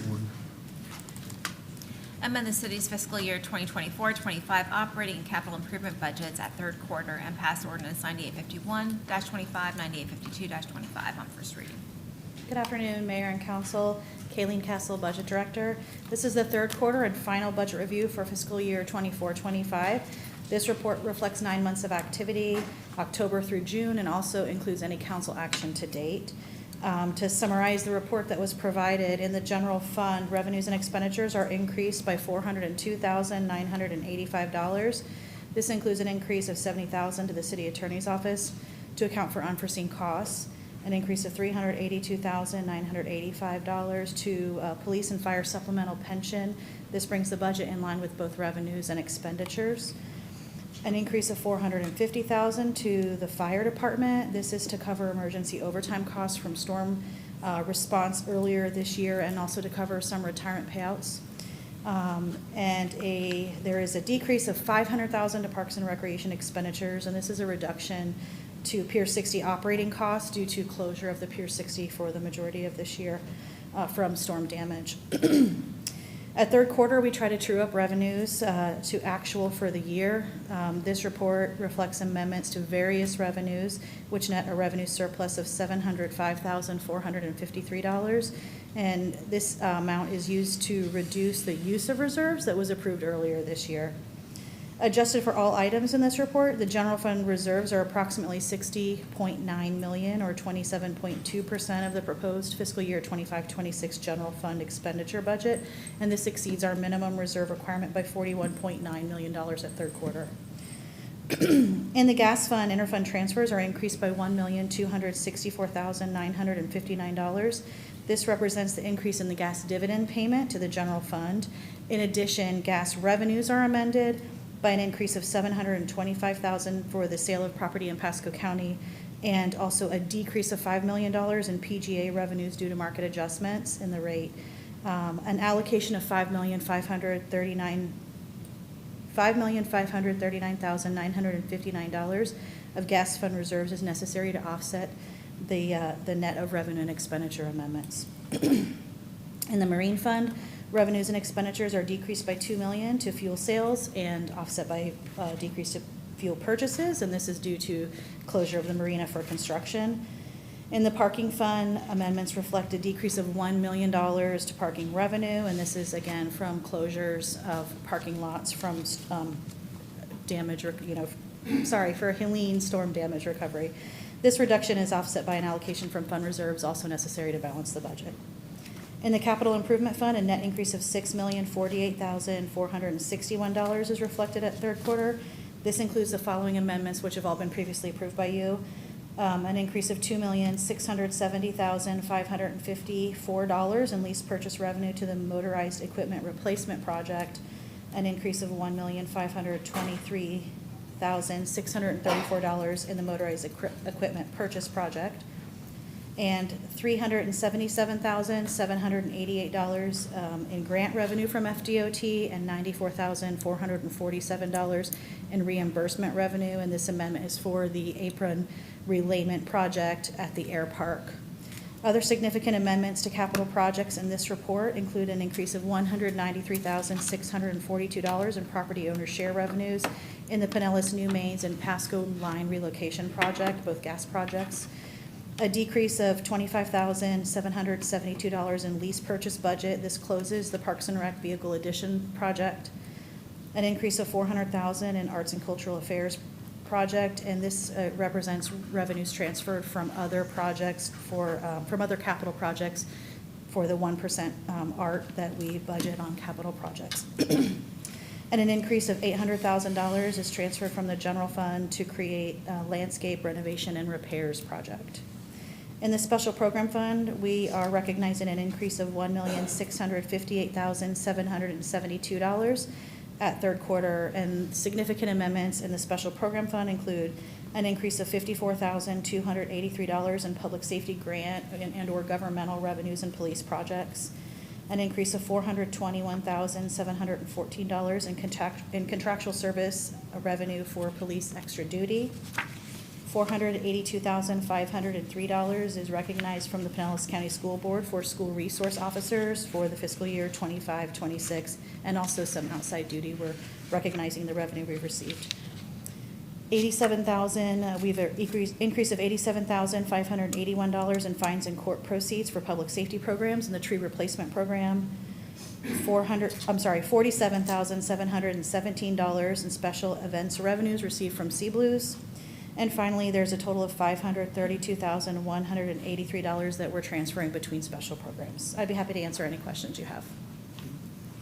Any questions regarding this agenda item? Okay, thank you. Thank you. Move to agenda item 5.1. Approve the purchase of excess liability, workers' compensation, various specialty insurance policies from October 1, 2025 through September 30, 2026. Good afternoon, Mayor, City Council members. Todd Moran, City Risk Manager this year. I'm here today to present our annual renewal for liability, excess liability, workers' comp, and a variety of specialty insurance coverage policies. Request an approval of those stated policies for a not to exceed amount of $1,620,000.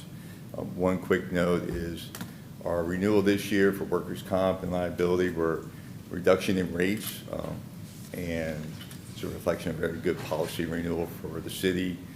Very either near renewal for a premium from last year or single-digit increases. So that's a really positive takeaway for the city. And I'm happy to answer any questions. Any questions on this agenda Good thing. item? Thank you. No, thank you. Oh, excuse me, do we have consent? Yep. We have consent? Thank you. Agenda item 6.1. Provide direction on the 17-25 call for development concepts.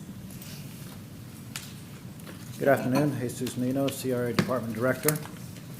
I'm here to provide an update on the Clearwater Library Reimagined, a cultural destination. That's case number 17-25, call for development concepts for the main library, located here at 100 North Osceola Avenue.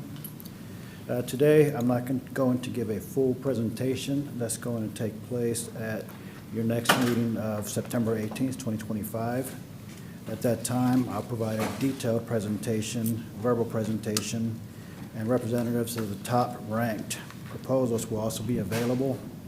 Should council wish to have them provide any additional information or just be available to answer any questions you may have. There were originally 3 top-ranked proposals scheduled for Thursday. One has since withdrawn. Staff had communicated with the 3 top-ranked proposers, and one verbally withdrew, so that particular proposal will not be presented on Thursday. It will be mentioned as far as the top 3 ranked. With that, I'm here to answer any questions. Okay, well, I think I'll start on this one, because I think the Vice Mayor actually got us started on the conversation first about she had connections with the Dolly and the Dolly's possibility of putting an exhibit here. And out of that, we also had a discussion ongoing about utilization of the library, whether or not in today's day and age, the way library services have changed, whether or not we needed the entire 100,000 square feet of this building dedicated to library services, and whether or not there was some alternative we could do. And at the time, I said, I love the Dolly, and I still love the Dolly. It's not just a Tampa Bay or St. Petersburg attraction. It is a regional, national, international attraction. But my concern was that the Dolly already has a strong presence in St. Petersburg, and I would prefer whatever we have in Clearwater to not be a second location for something that already exists, not just within Tampa, not just within the county, but a second location for something that already exists in Tampa Bay. I really, at the time, although I love the Dolly, I didn't want it to be, I wanted it to be unique. I wanted us to use this space to attract something that you can't find anywhere else in Tampa Bay. And so I went through the different proposals we had, and the other thing is I wanted it to be something truly dynamic that fits us. And so some of them that I saw look like they have interesting collections and some things. I don't know the Wizard of Oz Museum. I don't know what the fit is in Clearwater, Florida. It seemed like that would be a Kansas type thing. I don't know. As I saw some of these other ones, comedy was another one that I don't know what our connection would be to make that fit for Clearwater as well. And then the Imagine Museum is fantastic. I've been to it. It's fantastic. It is an awesome fit for St. Petersburg because it's part of what they have, and kudos to St. Petersburg for doing it the way they did it. They have made St. Petersburg a destination for that type of art. It's not just the Imagine Museum there, it's the Chihuly, it's Duncan McClellan's studio, it's the Cat Glass studio, it's the Maureen Ross studio, it's the Zen Glass studio. If you can go to visit St. Pete Clearwater, it lists all those glass art destinations there in St. Petersburg. It is a perfect fit for them, and it is fantastic. But I go back to, I really hope that we'll find something for this building that you can't find anywhere else in Tampa Bay. I'd really love to see us find something here that you can't find anywhere else in the country. And that's what I would say to what I saw through the responses. I didn't see anything that stood out in those two ways. That was something that really fit, something that I thought would really draw people, stand on its own, and then something unique to Tampa Bay. And I'd challenge us as a council, as a city, to think about the success we have right across the way here at the Sound. We all remember back when the first proposal for redoing the park and was to basically just redo the band shell, to do a simple band shell. And Zev Buffman, bless his heart, God rest his soul, he stepped in and got this city to think bigger. He said, no, you're not going to make it pop the way you want to pop without adding more covered seating in the back of the house. And so what's happened, because we went that direction, we've had world-class performers, Diana Ross, Ringo Starr. We're having a great concert tonight by Leon Bridges and Charlie Crockett, who's fantastic. We have been a tremendous success because someone in our community got us to think big. And that's what I hope for this space. I don't think we're in any hurry. I would like to see us, provide this facility, maybe not all of it, but, transition to a better utilization of space for the public. But for me, none of these proposals fit what I thought we would get. And what I think we need, we owe the taxpayers and the citizens to think big and to do something that's unique to Tampa Bay and something that really is a draw, that you can only find here, and that people, whether you're visiting on a beach vacation or whatever, you're like, hey, while we're there, I want to go see that. I've heard about that wherever else they are in the country or the world. And I just want to see us get there. And so I don't know why, we didn't get that this time, in my view. Some of it could be timing. We still have an empty parking lot out here that's fenced off, and there's a lot of unknowns. I mean, we have plans to develop a hotel next door and the Gotham property down the street, and a lot going on that will continue to make downtown Clearwater look brighter and more beautiful than ever. Maybe that had an impact, I don't know. It could be, and although I know our team did a great job in promoting it and publishing it at all, but it could be that there's a different approach to trying to get people interested, that we need to think creatively about how we attract some of these ideas that from groups who don't have something here already in Tampa Bay. But I feel like we need to take a step back and kind of let it, see what, reanalyze our approach, give it a little bit more time, and then see if we can't think big, like we did next door, to try to find something really dynamic for use of this space. So those are my thoughts, and I think the Vice Mayor was first. I feel like you just set me up perfectly for what I'm about to say. So thank you for that. So first, let me thank the staff for their thorough review and ranking of the 6 proposals, as well as extend my gratitude to each of the 6 entities who submitted. As we all know, this initiative is very special to me, as it was my project initially introduced to the trustees in my presentation in November of 2024. So I agree with and understand the staff's assessment of the proposals. This project is both critical and unique. It's going to be situated in a city-owned property across from award-winning amphitheater, a park, and a long-awaited hotel.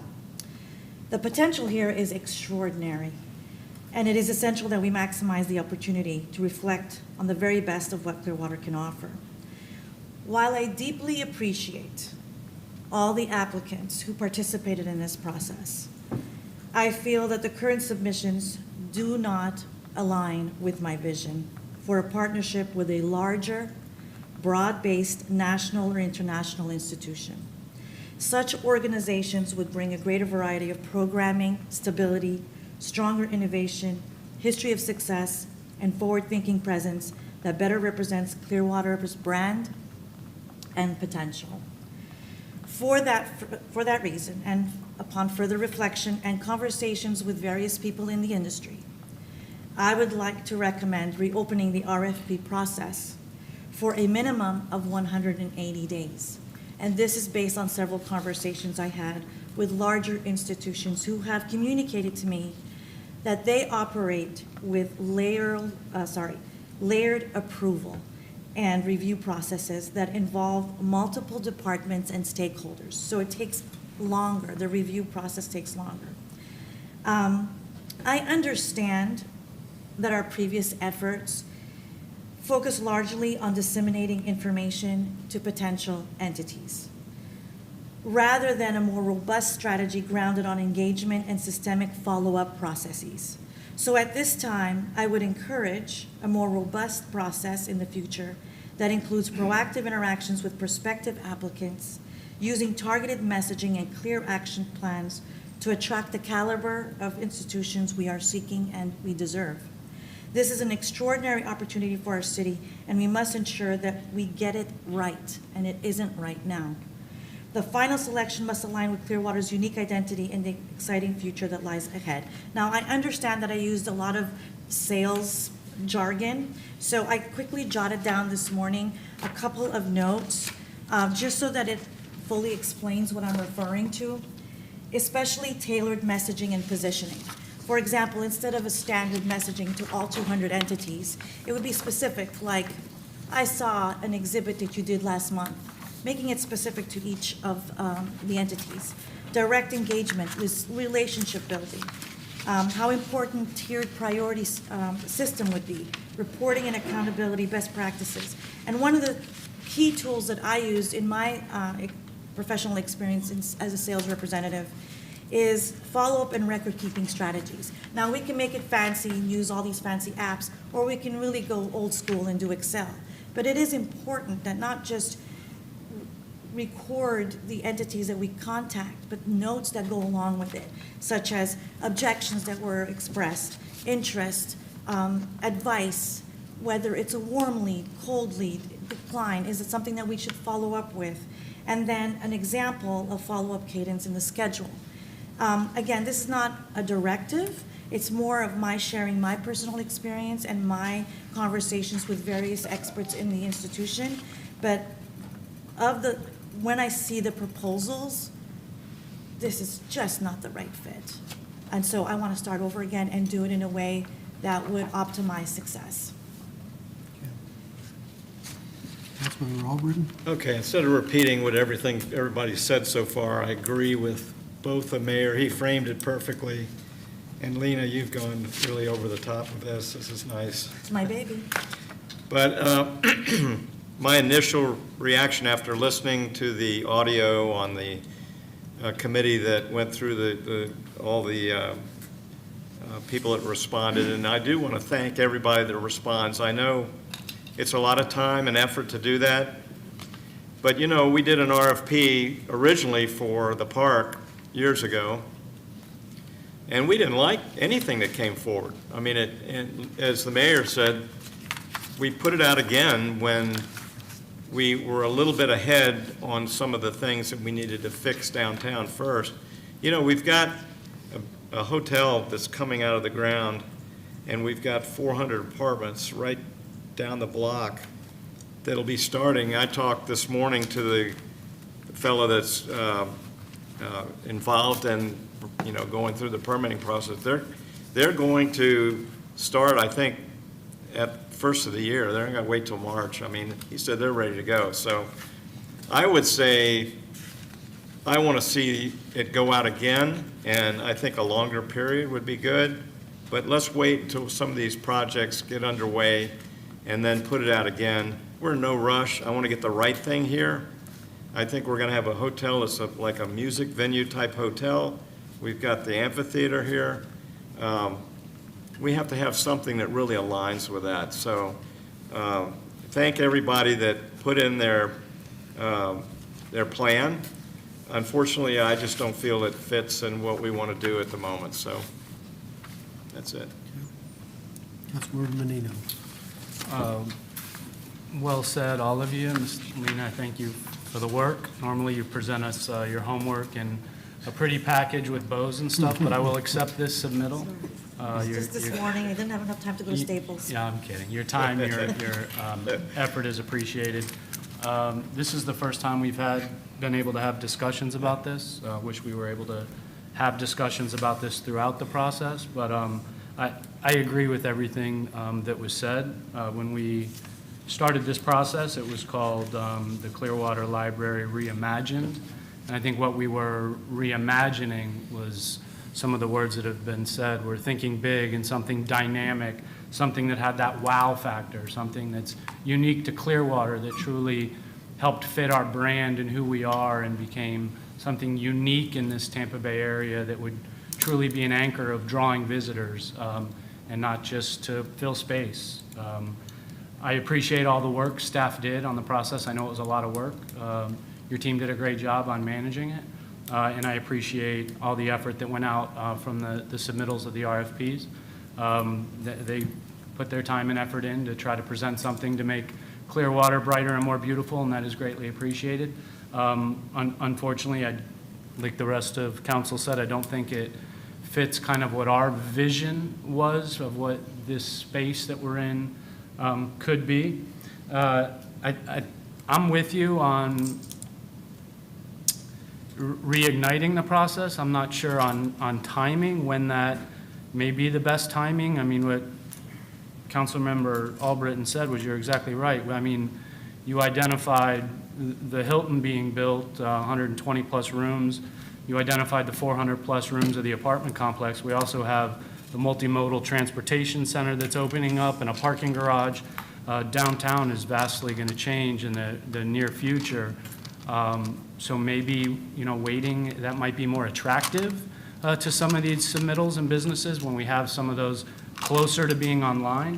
I'm not sure when that timing is, but I agree extending it to 180 days definitely makes sense, especially if that's the feedback we're getting. I'd be interested to seeing any data that we have feedback from some of the submittals or even non-submittals that we thought would be, you know, a great opportunity if they did not submit, you know, why? What were those reasons?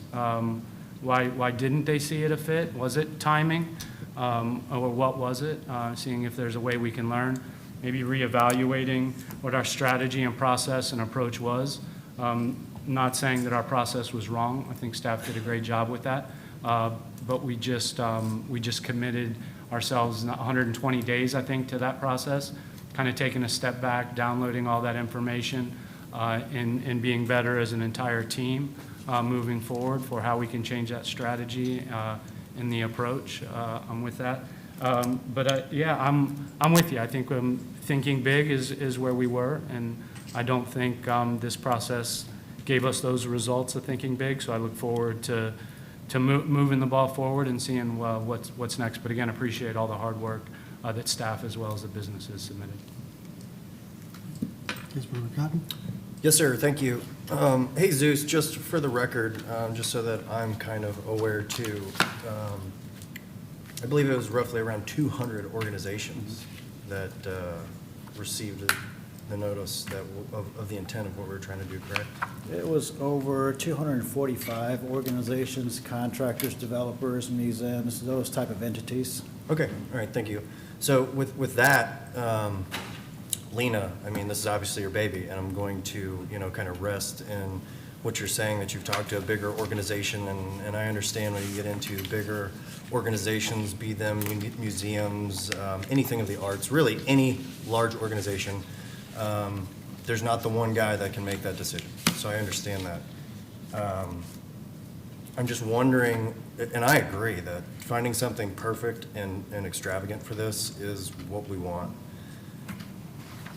120 days is what went out for us here with 245 organizations being reached out to. I see that you have this wonderful document put out. I just don't know, with efficiency and time's sake for our staff, if they have for 245 companies to go through 5 sheets of questioning. Maybe we can get with the city manager to kind of condense this to a more quick, hey, this is what we're looking for to make their time more efficient, and maybe seek what we're going for. I have no problem putting it back out for bid. I would also like to think that, I mean, if you were coming to me, if I'm one of those 245 companies, I'm going to ask some pertinent questions, right? Do you have any ongoing development? And I would assume, yes, we have a hotel getting ready to go in literally in the same parking lot. So I would assume those organizations knew of the incoming and development within the downtown block, including, multi-story parking garage. All to say, 245 organizations, 120 days. I'm with you. I want the best for Clearwater. I just don't know what the additional 60 days, and maybe that will give those bigger organizations more time. So I'm definitely open to giving 180 days. I just want us to make sure that we know that, I mean, it's not just 6 companies that, put in a proposal. There's 245 organizations that staff diligently reached out to try and make this happen. It wasn't just the 6 that actually put in a bid or put in a proposal, 3 that really went to the group to tell us what would be best, and then 1 withdrawing, leaving us with 2. So I don't know what the exact solution is. I just want to make sure that we, as this body, are understanding that. I think that any organization, no matter how large or small, does count the cost. What do they have going on in Clearwater? What are we getting ourselves into? And if you think 60 more days is going to assist with that, great. So if that's going to be pushed until after the hotel's built for those people to see what the hotel looks like, I mean, as an organization, again, even major developers, they can run data and get metrics about what a hotel in that area would do to increase the revenues of whatever they have to offer here. Just pointing all of this stuff out, because I know we get the internal documents. I know that the public does not.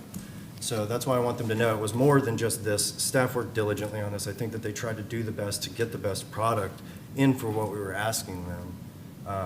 But yeah, I'm open to this discussion to see where we can go from here, because what we do set needs to be extravagant. It should be for all of the city so that all of us can enjoy it. And be here for decades, hopefully, right? Something that is the staple, much like the mayor said the Dolly is in St. Pete. So yeah, I look forward to whatever comes next through these next few minutes. May I respond to his questions? Yeah, before you, I don't think any of us are saying we think the staff did anything wrong here. Sometimes you swing and you miss. I mean, it didn't mean we didn't swing hard, didn't mean we had a good eye, you just swing and you miss.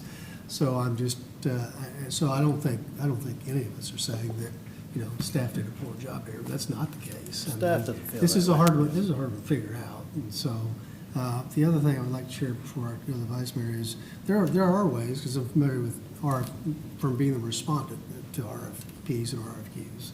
I mean, there are ways to put in qualifications in there that restrict the number of folks who qualify to bid. And if we can look at whatever our RFP was that went out to see if there are, minimum qualifications that we could put in there to help narrow that sum based on what our expectations are. I mean, we could do that too. But before I go any further, I want to go to the Vice Mayor because she's got something she would add. Let me see if I can remember what the questions were. Okay, so you were talking about the 200 entities. The majority of them just received an email. And so I'm not saying that it was incorrectly done. I'm saying that maybe we can tweak it, right? We always look for improvements. We always reflect and move forward. So we do, in the notes, I did include a tiered priority system, so that would help. My conversations with the various people in the industry, we're all aware of all the things that we're working on. So there wasn't a lack of interest because they had concerns about the site or the location or the city. The number one concern I got was, by the time we get an idea together and go through the process of a board approval, we're looking at already 4 months. And so they need more time. And I meant a minimum of 180. I mean, I would like to have more. Like I said, there's no rush. But the number one concern that I received was a big organization cannot do it in that time frame. It's just impossible. That's why all 6 applicants are one organization, I guess, one entity, because they could make that decision themselves. But I do believe in reflecting and doing a post, looking back and making the proper modifications, and I do think we need to tweak it. I don't think that in order to learn from it and to succeed and get better results, we do have to make changes to how we approached it. Instead of focusing on disseminating just the information, do a priority list, maybe not 200, but maybe top 40, and do that specific targeting messaging. This is a critical project. We've got to get it right, and I think it's worth the time to do it right.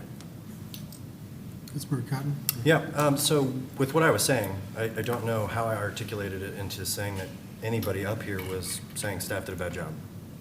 So I don't know, that wasn't my intent. I wasn't trying to allude to that in any way, shape, or form. And I don't disagree with you. Got to get it right. So if these major organizations, listen, I am leaning on you for this. You're the expert that I would go to for the arts. So what is that time frame they need? If 180 days is the minimum, what is an open-ended RFP with quarterly updates? Like what would be you tell me what you need so that we can get that amazing idea. If I can weigh in on the timing too, I don't know 180 days is enough. And, we can tell people about the great hotel that's going on next door and even the Gotham property that's down Osceola. But they don't see bulldozers out there. They don't see dirt moving. I think just perception-wise, it's a little thing, but to see activity on a work site goes a long way. And I think maybe a little extra space for us to, hopefully next door, they'll get going very soon on doing some work over there. And then my understanding is the Gotham group is ready to go first of the new year on their site. I just think a little activity will help us raise the confidence level. Because I'm sure some of these have heard communities talk about projects, whatever, and then for whatever reason, they just don't get off the ground. So I think you could potentially not put this out again until January 1, and then put it out for a longer period of time. I'm open And to to that. give us a little extra space. And then I think the Vice Mayor makes a really good point that, some of these organizations, they've got budget years and cycles, and to your point, decision on a project like this, it takes time for them, just like it does for us, to plan and appropriate and to make plans for it. So I like the idea of maybe postponing a bit, allow us to kind of collect our thoughts internally on our strategy, and then putting it out for a longer period of time when we do. That's where. And I want to add that anybody that's going to put in another proposal, when the time comes, we're going to be looking at this council discussion and kind of get a better idea of what we're all in line. I think we're all in alignment here, what we're expecting to see. I think that'll be helpful, instead of putting something out and wondering if it's going to be something that they want. So I think that'll be helpful, and I'm good for, we're in no rush. Just put it out when the time's right and go at it again. So is that what we're going to do then? I mean, I'm are we doing? agreeable, Are I'm we waiting agreeable for to January starting to 1? January 1. Okay. And then what do we think for the RFP timeframe? I can put some feelers and actually ask them specifically how much time, maybe 9 months. I'll get back. That's what I was thinking, by like January. maybe 8 to 9 months would be something? Yeah, let me, Okay. yeah. Question, very good discussion. And just so I fully understand, and probably staff, is the desire of the dais to stay in that box of museums, planetariums, and performing arts? I know that's what we're limited to, and if we decided that there was a different wow factor or dynamic fit, is there an appetite or an interest to have further discussions outside those three? I know that would, require a separate process, but are we sitting in that box of museums, planetariums, and performing arts centers? Well, I think our discussion was, and I know this caused, we don't have to use the entire space for whatever it is we decide. And perhaps that's some of where we got some of the smaller ideas, smaller offers. Maybe that was because we didn't, we talked about it could be a combination of things here. So I would say that, at least I would be open to other uses. They'd have to be governmental uses, but it didn't go very far, but there was prior mayor thought we should use part of this space for City Hall. Now that we're building a new City Hall, we're not going to do it for that, but there could be other uses for the public to make. Again, we're looking for the highest and best use, I think, of this property. It sits on the bluff overlooking saltwater. It's a premier location, and I think all of us would agree, we just want to see this building used better for the taxpayers and for the citizens. And if there are other uses that could supplement that, I think, yeah, we're open to it, whatever the staff might suggest. There's two things. One One of was the that things, one of the things that, one of my goals when I presented was to bring foot traffic throughout the day, every day, throughout the week. That is a very, an empty spot that we have to fill. Right now, we have performing arts. We've got that branding, but that is very isolated in days and times. 2 days a week, 3 days a week, for 4 hours a night. So whatever we bring to this building must bring activation, and foot traffic that's more consistent throughout the day and evening and the week. So I just want to keep myself and us focused on what we need. And it's not just utilizing these four walls, it's what we bring in that can help downtown and revitalize. And that is more foot traffic, steady throughout the week, instead of just little increments of 2-3 hours. And that way, it can also help the library and increase their utilization, right? Exposing and cross-populating the two entities or three entities, whatever it is. So the people who come to the museum will then go to the library and vice versa. That would be optimal. I don't know that we necessarily have to change the RFP to do that, is all I'm saying, is I think we could brainstorm about other uses outside the RFP that could supplement whatever we get from the arts community for that type of use. I would be for what you just said.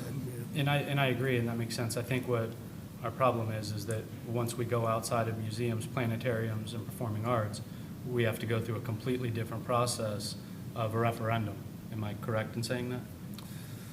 Well, not for our use, though, is what I'm saying. For governmental use, just like we're using it now, for city council meeting chamber, I mean, for our own governmental use, no.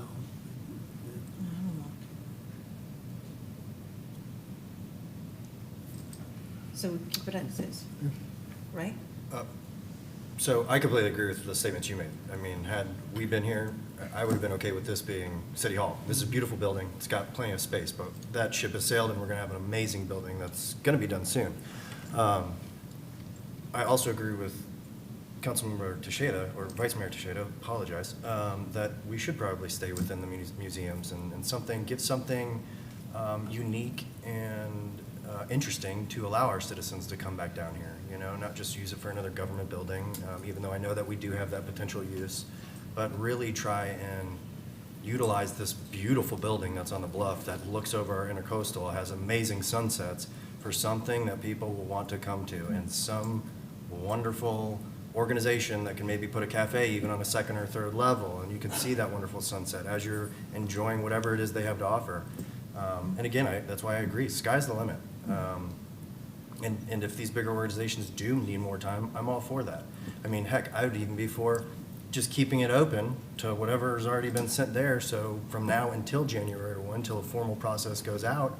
So hey, maybe one of these other bigger corporations does come in and they can just put the feelers out to Jesus and his team, and you know, we could be updated with that, and formal progression can go forward from there. So I just want to make sure that staff is clear on what we're asking them to do, and that we're all on the same page, which it seems like we are. It's just trying to get the nuance into what exactly it is we're looking for. I think what I'm hearing is we're agreeing to put it back out again after January 1 and ask staff to help us rethink it. The time period for responses, maybe, you know, I think we would be open to some minimum qualifications or some things that might narrow the amount of responses that they have to go through, if that's what they recommend to us that they think. But to take that time between now and January 1 to rethink and see how we can maybe get kind of the responses we were looking for with this one. Is that the direction? Is that clear? Or have we been clear or no? Is that direction? Yeah. Okay. Yeah, I just wanted to say I'm completely good with that. I would like to thank the 2 respondents, you know, out of the 6 that did put in, and we're waiting to see where we might go with it. I will also, you know, note that it's not every day that you see zero burden on the organization that's willing to host too. So hopefully we'll see other organizations do that to where, you know, the city has minimal impact and it's not at the detriment of taxpayers, but, you know, specifically for them to be able to, the organization that comes in, take on the burden of the cost for understanding what a wonderful building that they'll be getting into. So, awesome, thank you very much. I appreciate the discussion. I think it was very good. So. Completely agree on the taxpayer contribution. That's our ultimate goal, is to do it with no burden to the taxpayer. Yeah, no, I agree. I think we're on the same page. I just wanted to acknowledge our library staff. I'm sure this has been a pretty anxious time for them, and not knowing what our plans are with the place that they call home daily to work. I think it's fair to acknowledge that if we're extending this longer, that period of unknown and anxiety grows for them. Just to say up from the dais that we appreciate them having that understanding as we go through this process, and this isn't a reflection of our library system or our library staff or workers. They do a wonderful job. This is a process, obviously, as Ben said, is thinking big and huge for that beautiful $84 million park, and something that connects and united, and still having an aspect of the library system just transformed and reimagined in what it can be in a partnership of what we might be able to bring in. So just wanted to acknowledge that. And I think we all agree, I mean, our goal has never been to get rid of the library. Or library services. We're just trying to find the best space to serve the public, library services today. And this may or may not be the best space to do that out of today. And maybe they don't need the entire space that they once did. So, but certainly thank you for that, because we don't want in any way to reflect our appreciation for what our library services team does. City Manager?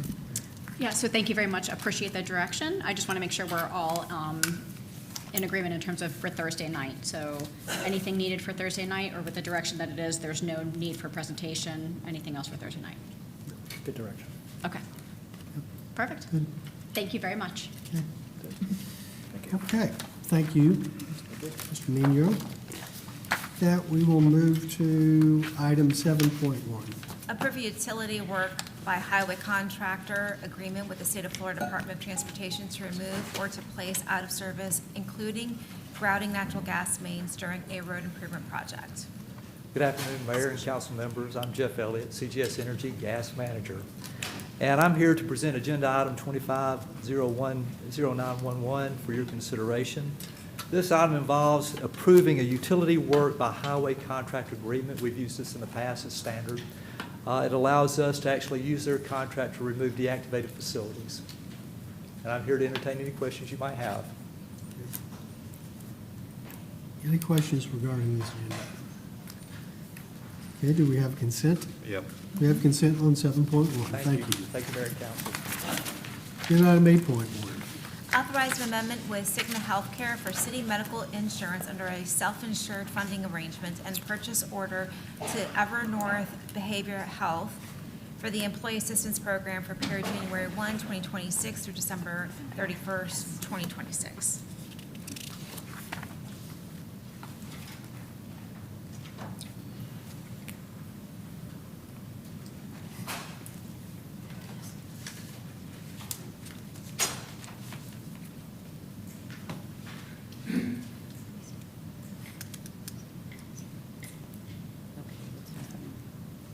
Sorry. Just checking my IT here. Good afternoon, Jill Paul, HR Manager. Today, we are here to discuss the 2026 medical plan renewal. Just a little background about our medical plan. We're self-insured and pay a fee to Cigna of $134 per employee per month to Cigna to administer claims. We then pay medical and pharmacy claims as they're incurred, and we had an overall 4.8 average claims per month increase. Pharmacy is the primary driver with an increase of 9.9% from 2024 to 2025. The national average for claims per employee per month are projected at 8.5% for 2026, and the projection for Florida is typically 3 to 4% higher than the national average. The top line of this graph shows the annual medical cost increase per employee per month.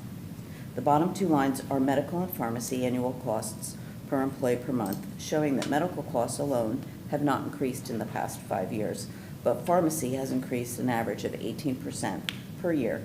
When you add them together, it's an average of 4.8% per member per month. Cancer, musculoskeletal issues, and circulatory issues are the top cost drivers. Musculoskeletal conditions are related to bones, joints, and connective tissue. The costs associated with these conditions drive an increase in utilization of advanced imaging, ER visits, chiropractic visits, and surgeries. Diabetes and inflammatory diseases are the highest pharmaceutical spend. Some common inflammatory diseases are rheumatoid arthritis, Alzheimer's disease, Parkinson's disease, and asthma. These conditions have a high cost associated with specialty drugs used to treat them, causing our pharmacy spend to increase higher than medical claims. Catastrophic claims are those that reach a threshold of $50,000 or above, and thankfully those have decreased over the years. This leads me to what Human Resources is doing to positively impact our wellness and how we have been recognized for our efforts.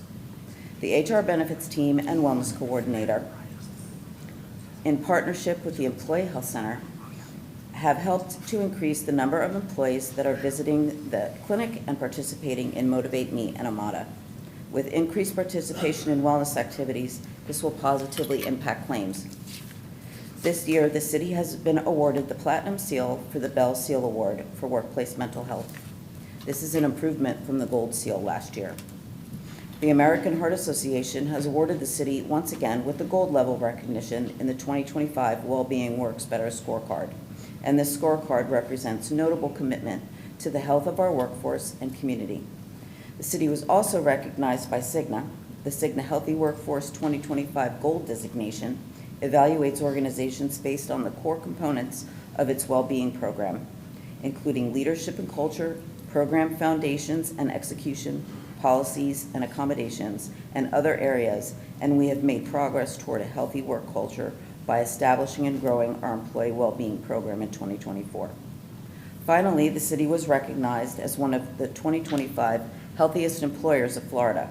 This recognition is awarded by the Healthiest Employers, a trusted awards program that recognizes people-first organizations taking a more proactive approach to employee health.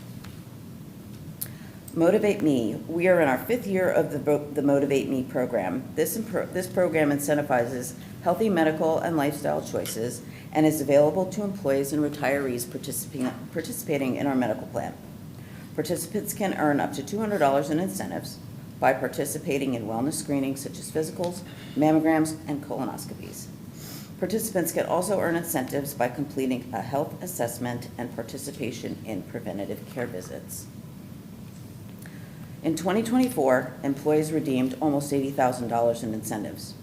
Our wellness coordinator has done outreach to employees to ensure that in addition to completing screenings, they're also completing the program gatekeepers that include wellness screenings and health assessment, and that will allow them to redeem incentives. And just to update this slide, as of August 31st, our redemptions are almost 32,000. Amada. We initiated the Amada program in 2022, and it focuses on assisting employees that are at risk for type 2 diabetes or heart disease. Once the employee applies and is approved for the program, they receive a digital scale, a health coach that communicates via the app, a health coach that communicates via the app, and the employee is assigned a support group. Employees can interact with the group and a health coach and can earn $100 by completing at least 9 of the 16 lessons in a 20-week period. And these lessons consist of a different topic, which include how to navigate cravings, using mindfulness, basic nutrition, better sleep, and overcoming overeating. This targeted program helps employees stop disease progression, as chronic conditions are costly to insurance plans.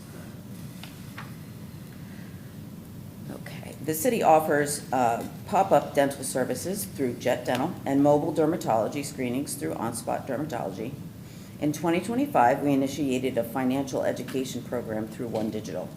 The goal is to help employees gain confidence in making financial decisions, learn how to balance saving for their future and living their lives today, and to feel better about their financial life. Employees have access to financial education and guidance through webinars and can schedule one-on-one meetings with a personal advisor. Cigna also offers a lot of virtual options, which include MD Live, which are our virtual doctor visits, Visana, which helps with well woman assistance, Oshi Health, which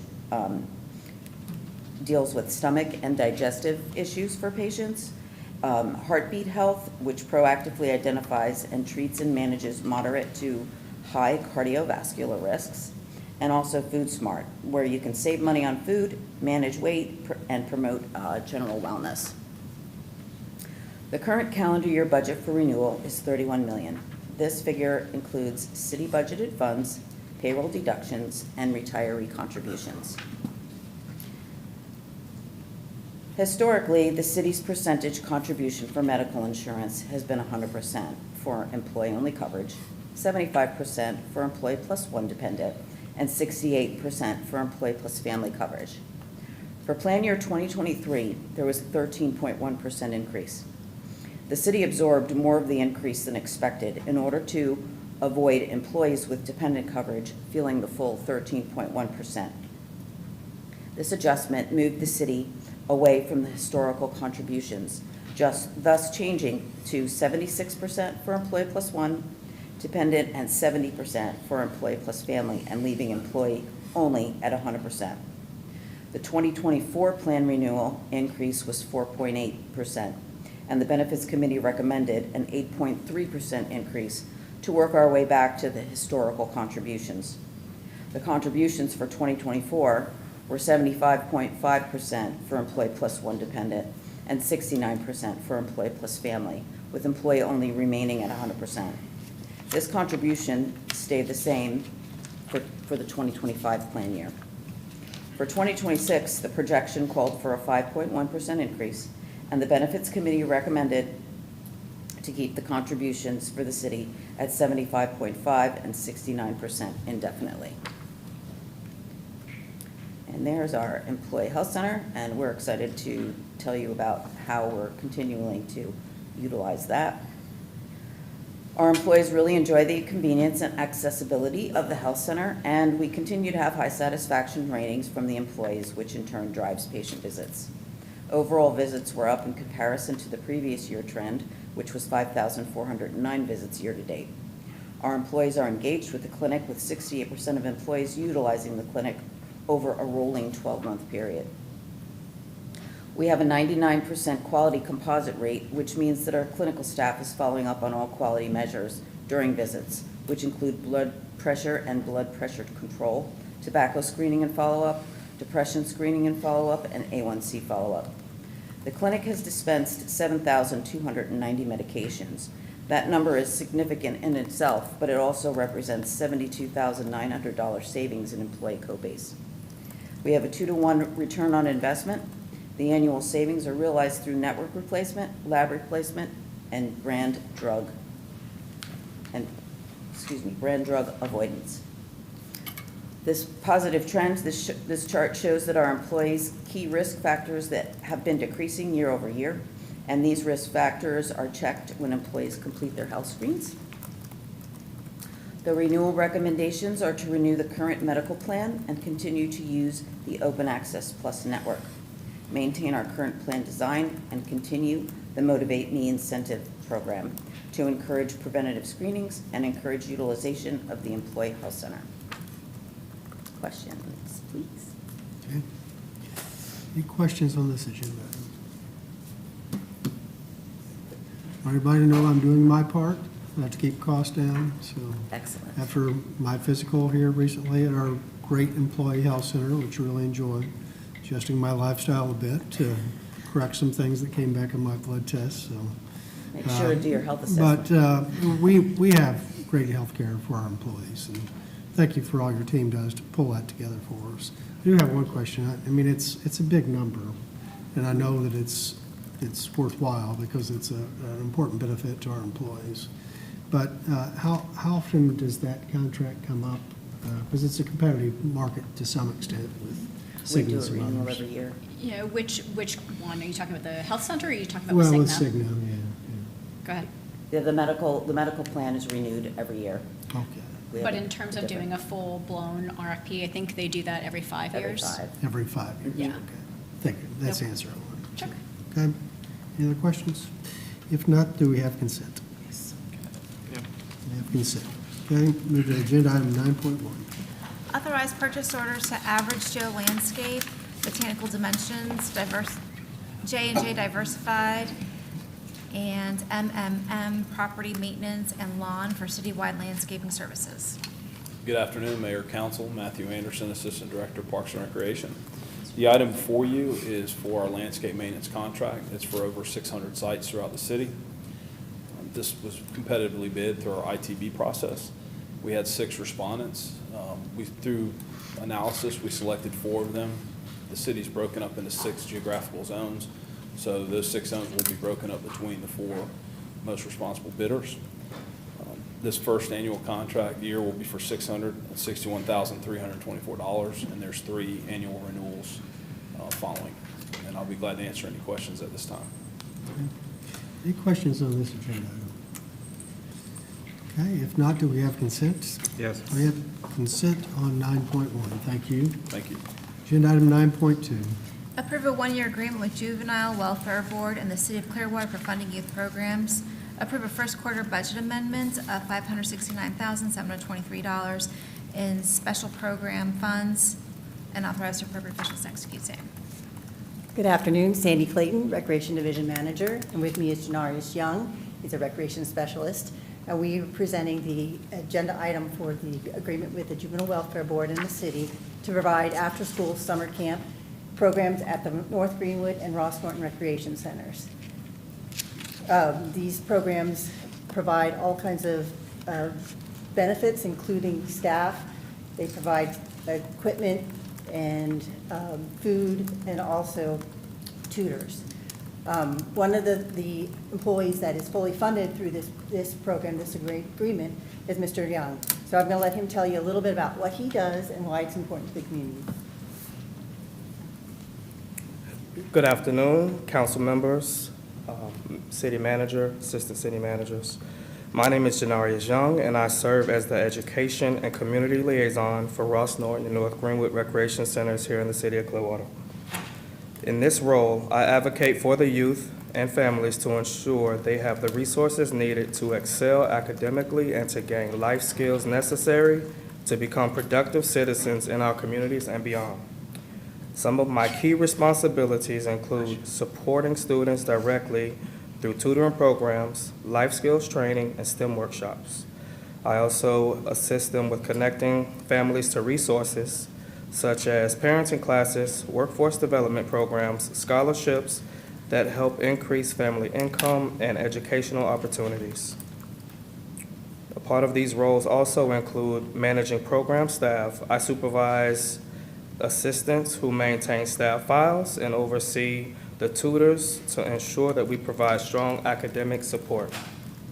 Ensuring compliance and accountability by handling reimbursements for salaries and expenses while making sure our programs adhere to guidelines set by the City of Clearwater, Pinellas County Licensing Board, Pinellas County Schools, and the Juvenile Welfare Board. At the heart of my role, I act as a bridge between the schools, families, and communities for resources, making sure no student or family is left without support. My focus is not only on academic success, but also on building well-rounded youth and strengthening families so that our community continues to grow stronger together. Thank you.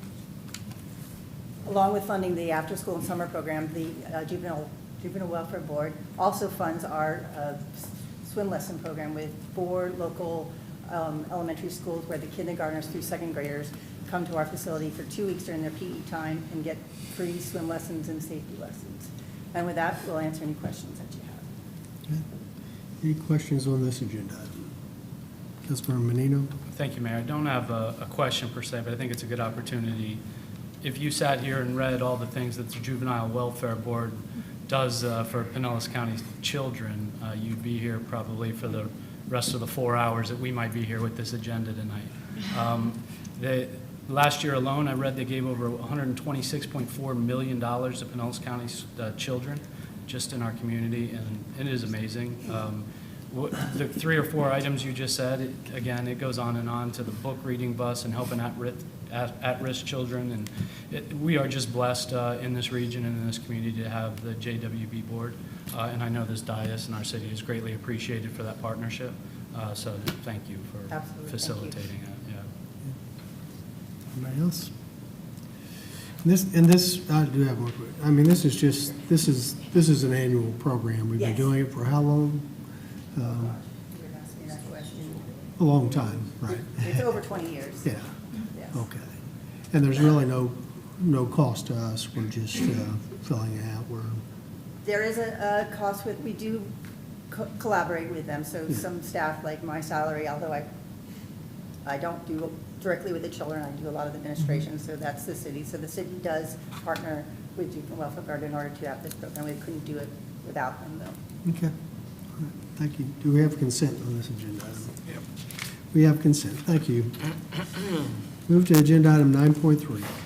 Award a construction contract to Concrete Protection and Restoration of Oakland Park, Maryland for renovations and structural repairs at Baycare Ballpark. Good afternoon, Mayor, Council. Matthew Anderson, City of Clearwater Parks and Recreation Department. The PO before you is for our annual structural repair contract out at Baycare Ballpark. This repair contract is based off of our findings from our annual structural inspections. This is very critical to our facility. It helps keep our facility safe for the visitors, but it also helps us meet the PDL requirements for Major League Baseball.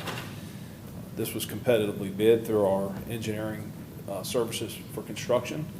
We had 3 respondents. One of them was deemed not able to bid. The 2 that were, we went through the pricing, and this was our lowest responsible bidder. The total for this PO is $965,818, and I'll be glad to answer any questions at this time. Okay. Any questions on this agenda item? No questions, do we have consent? Yes. We have consent on 9.3. Thank you. Thank you. Agenda item 9.4. Approve amendments of the Florida Recreation Development Assistance Program project grant agreements for the renovations and improvements of Edgewater Drive Park.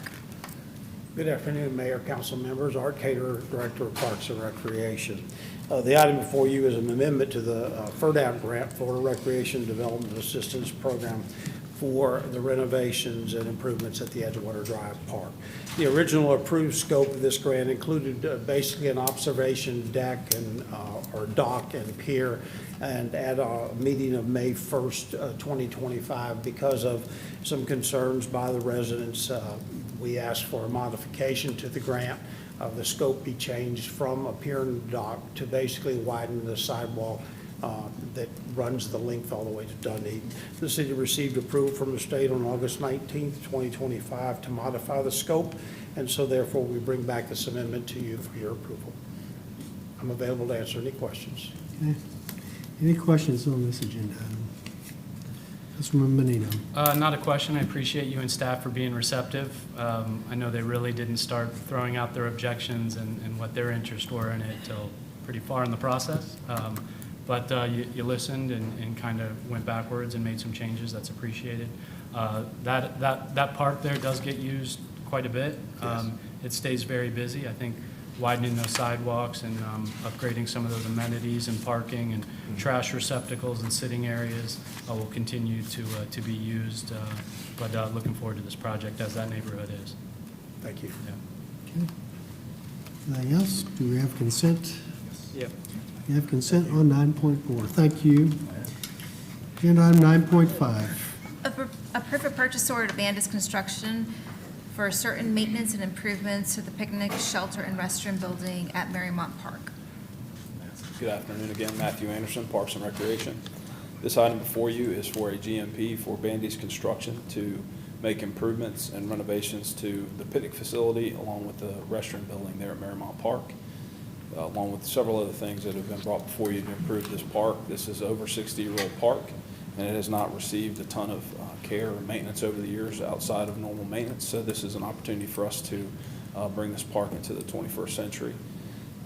We also, once our repairs are done, we've been working with Public Art. They will be putting murals on the building to just improve the look of it even further. And I'll be glad to answer any questions at this time. Okay. Any questions on this agenda item? If not, do we have consent? Yep. We have consent on 9.5. Thank you. Thank you. Agenda item 10.1. Approve a 3-year interlocal agreement between the Clearwater Community Redevelopment Agency and the Clearwater Police Department to provide CRA increment funding to underwrite the cost of additional community policing services in downtown. Good afternoon, Nate Burnside, Major for the Police Department. The item before you today seeks approval for a 3-year interlocal agreement between the Clearwater Community Redevelopment Agency and the Clearwater Police Department. This agreement includes increment funding of $262,289.17 for the 2025-2026 fiscal year, which will underwrite the cost of additional community policing services within the downtown CRA boundaries. Since its inception in 2008, this partnership has consistently demonstrated its value to the downtown area. The assigned officers have focused on addressing quality of life issues, engaging directly with the businesses and stakeholders, and working collaboratively to meet the evolving needs of the community. Historically, the partnership has operated through an annual agreement. However, in an effort to streamline the process and enhance efficiency, we are now seeking your approval for a 3-year agreement. I'd be happy to answer any questions. Any questions on this agenda? Placed on consent? It should be on consent, yeah. Do we have consent then? Oh, it is a consent? Yeah. Yep. Yeah. Yep. Okay, we have consent on 10.1. Thank you. Great, thank you. 11.1. Approve a purchase order to All Around Maintenance and Rehabs LLC of Palm Harbor, Florida for ditch mowing and general ditch maintenance. Good afternoon, Mayor, Council, council members, and city leadership. I'm Edward Wilma, Stormwater Manager, Division Manager in Public Works Department, and this afternoon I'm presenting for your review and consent approval. As stated, a request to award a piggyback contract for stormwater ditch mowing and general maintenance services to All Around Maintenance and Rehabs 2 LLC of Palm Harbor in an annual amount not to exceed $750,000. I'd be happy to read my presentation. However, detailed information was provided in your document packets, and I'd be happy to answer any questions. Okay. Any questions? Anyone want him to read his presentation? Didn't think so. Do we have consent? I spent 20 minutes on this. Yes, we have consent. Thank you. Yeah. 11.2. Authorize purchase orders of multiple vendors as listed below for citywide heavy equipment rental for operational needs in a cumulative annual not to exceed amounts of $640,000. Similarly, good afternoon, esteemed mayor, council members, and city leadership. Again, Edward Wilma, Stormwater Division Manager in Public Works Department. And this item also I'm presenting for review and consent approval. So this is a request to authorize purchase orders to multiple vendors listed within the item documentation for the procurement of citywide heavy equipment rental for both operational needs as well as during an emergency in an amount not to exceed $640,000 for an initial 1-year term with 2 optional 1-year renewals pursuant to ITB 27-25 and authorize the appropriate officials to execute the same. So again, I prepared a presentation, but I think it's important to note that this is the very first time the city has undergone this type of a procurement.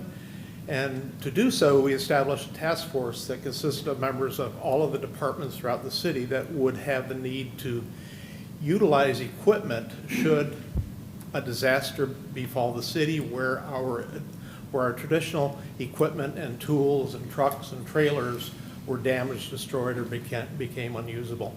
So it was quite a unique effort, and as importantly, it also meets the FEMA reimbursement qualifications, which our prior rental agreements did not. So this was a big deal, and we put a lot of time and effort into it, and I think was very well done. And I want to give special kudos to the procurement folks, Lori and Kelly, who really took a tremendous amount of time to compile rental details and, more importantly, recap the bids received for over 2,200 items that were in the rental procurement request. So again, I can read this whole thing, but I'd be happy to answer any questions. Okay. Any questions on this agenda? Okay, if not, do we have consent? Yep. We have consent on 11.2. Thank you. Thank you very much. Agenda item 12.1. Provide direction regarding North Ward Elementary School.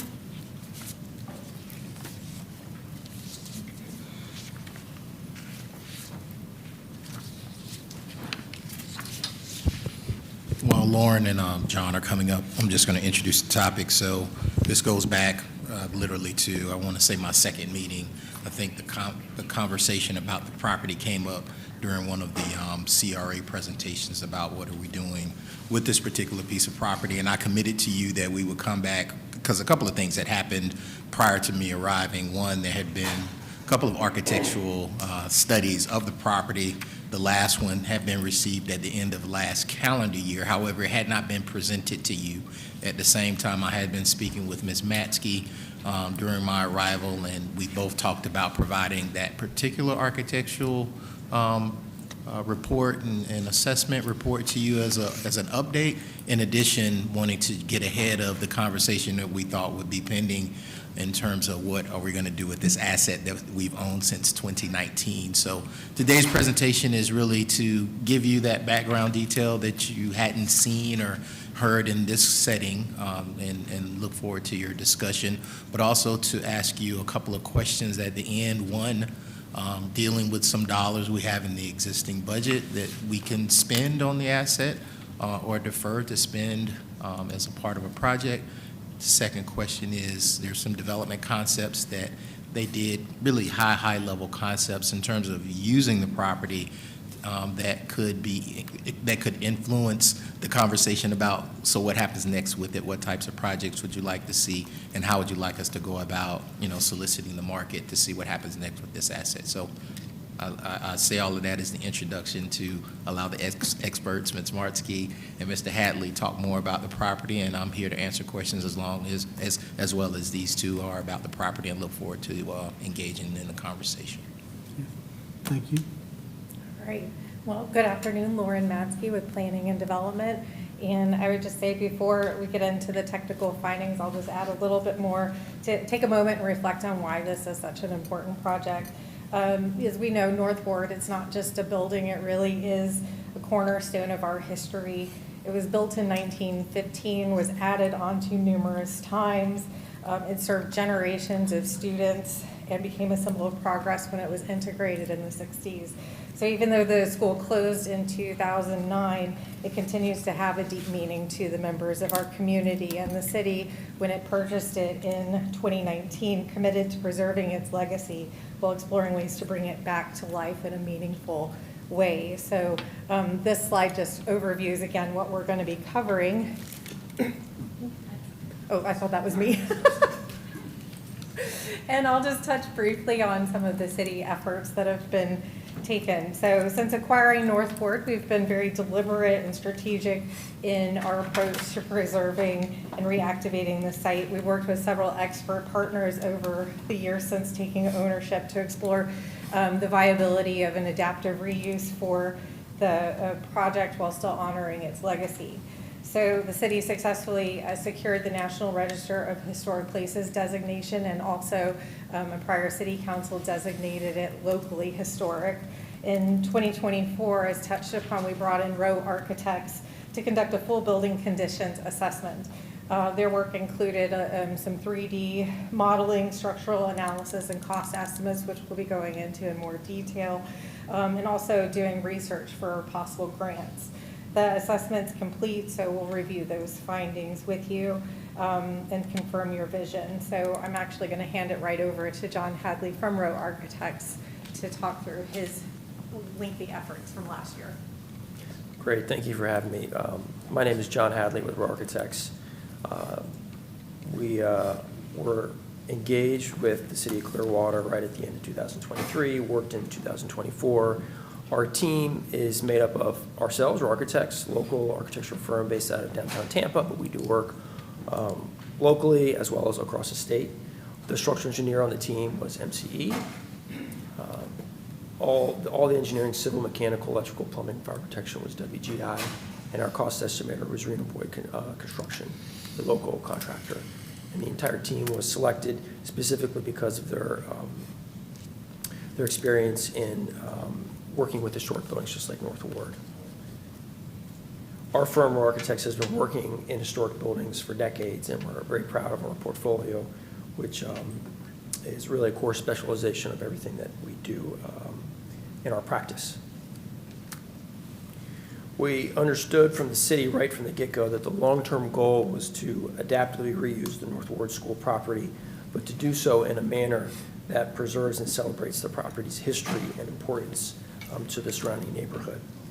We feel that the building does represent a unique opportunity for the reasons Lauren mentioned, its proximity to downtown, the size of the lot, and it really has a compelling story that you can't make up, you can't replace. So our initial effort really kind of broke down into three separate tasks. The first was the need to assess the building and the site. And then the second was to recommend repairs to the building, but in a way that would be sensitive to the historic nature of the property. Specifically, what that means for us in very practical terms is that any work that would be done now shouldn't infringe upon the future ability of the city or a private developer to pursue historic preservation tax grants or credits. So that was the kind of the dictate we got from the city. Of course, there's really an unlimited possibilities for what the property could be used for, but that was kind of how we were told to approach it because of our background as historic preservation architects. And then finally, we were tasked with brainstorming a few ideas about how the site could be developed and the building adaptively reused, again, in a historically sensitive manner that would abide by the highest standards of historic preservation, which are the Secretary of Interior's standards for rehabilitation. So this is a really kind of a wonderful photograph, a Berget Brother photo of the original building before any of the other later additions were built. And I think it really kind of speaks to the building being a simple but very proud piece of civic architecture for the city of Clearwater. Here is an aerial of the current site. And you have the school buildings, the original building in 1915, a later addition in 1926, and then that last addition in 1945 there, kind of in between. And then you have the building on the corner, which was it's an historic building, but when the property was initially submitted for the National Historic Registry by the city, the 3 school buildings were included as being historically significant, but not the building on the corner, which was, I think, an automotive dealership back when it was originally built. What that means in kind of practical terms is that if the site is developed, those 3 school buildings, 1915, 26, and 45, need to be maintained, but the 1926 building on the corner can be removed, again, without compromising the ability to pursue those grants or tax credits. Also, what's important in this image is the open lawn or field in front of the building that you see as you look across from Fort Harrison. This is important because in the application for the National Historic Registry, this was specifically noted as being of historical significance because the school used it as a playground, the community used it for festivals, and so really that it's just as important as the building itself in maintaining. The 1915 building is generally in good shape, especially considering its age, its proximity to the water, considering it's sat vacant now for a couple of years. Many of the original finishes are still intact, including the wood flooring, the built-in storage cabinets, the door and window casing, and the lovely little stage on the second floor auditorium. A lot of those original finishes, building of this age gets modified, especially if it's been in public hands. I know the city hasn't owned it for that long, but the school district has. Typically, they're kind of chopped up and butchered, over the years. So this is pretty amazing that you have a lot of those finishes still intact. The 1926 edition is a similarly structured building. It's got the matching brick, similar window fenestration patterns, similar roof design. And when you look at the two, it's hard to distinguish them unless you know what you're looking at. And it's also in fair, call it fair shape considering its age. That little wedge piece that fit in between that was added in 1945 is a different structural system. Exterior stucco, it's got a flat roof, concrete beams and columns, and unfortunately it's probably the worst of the 3 as far as its condition. There's significant cracking that you can see in the exterior walls, assumed from settlement over the years. So a full analysis, as Mr. Bowden pointed out, was submitted, and there's a lot of detail in there. If you have the interest, they can obviously make it available, but without going through the whole report, those are kind of the highlights as far as the assessment part. For the development concepts, again, these are very kind of high level, sort of called brainstorming ideas. We aren't developers, we're architects, and we like to, we're not bound by, sometimes the realities of sort of economic pro formas, but this first idea was to house a community wellness center of some kind. The gymnasium, which would be a little taller than the rest, would be located at the corner so that it's extra visible, while the lobby and the locker rooms step down towards the lawn. The historic building would be used for small size fitness and dance studios. Parking would be maximized in the northeast corner of the site. For a special event, accommodations would have to be made for, realistically for larger crowds. So potentially using off-site parking down by the pier, which isn't too far away. A second idea would be to include multifamily residential on the north side of the property. You can see it's wrapping a parking garage to try to kind of pull it back from the main historic building. Also, we would recommend limiting the new multifamily to 3 to 4 stories, just so they don't overwhelm the historic building. You don't want something towering over it. It's just it's not good practice from an HP standpoint. And then the historic building could be reused for boutique retail for small and local businesses. And then the last scheme represents the latest touch for the site, which has no new buildings. Instead, the corner building is removed and open lawn is extended to provide the community with a park that could be programmed in a variety of different ways with play and exercise equipment. And the historic buildings in this scenario could be used, for instance, for co-working spaces, with offices and conference rooms. So those are some long-term possibilities. But again, coming back to the short-term repair recommendations in our assessment report, really the goal will be to make it watertight, weathertight, and structurally sound going forward. There are clearly roof leaks going on in really all 3 of the buildings. Some appear to have been active or recently active at the time of our assessment. And obviously this is not good because water damage, water causes damage, and then there's the potential for mold growth as well.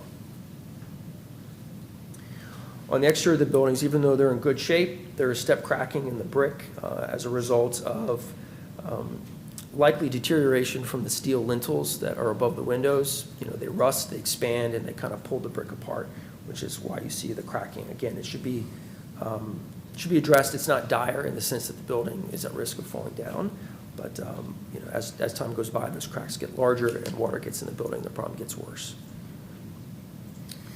So our recommendations can be broke down roughly into 3 tiers. Tiers 1 is critical, meaning that we would strongly recommend this get done as soon as possible. Tier 2 would be important but not immediate, meaning that it should be put on, as much as it can be budgeted as a maintenance item going forward. We'd recommend that for the city. And then Tier 3 is work that can be done potentially as a way to kind of jumpstart development for the buildings, but work that wouldn't compromise that ability to get grants and tax credits. So for instance, if you were to come and, the windows are a good example of an item that is not immediate, not tier 1 because it didn't appear like there were any leaks. But if they were replaced in a historically sensitive manner, that could really be enticing to a future kind of grant application.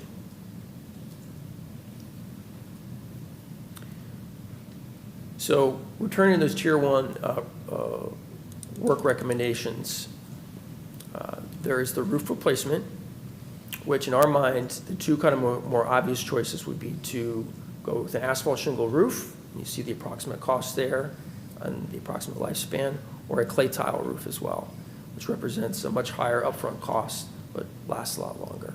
A little bit of context there. We reached out to the State Office of Historic Preservation, who administers the grants, the historic preservation grants that go through the state. And they, if you go back to that original Berger Brothers photo, you can see that the original building actually had a clay tile roof. I don't know when that was taken off. Right now, there's asphalt shingle roof. And they confirmed that because when the property was put on the historic registry, the National Historic Registry, because it had the asphalt shingle roof, you can go back with an asphalt shingle roof. And in their mind, that's not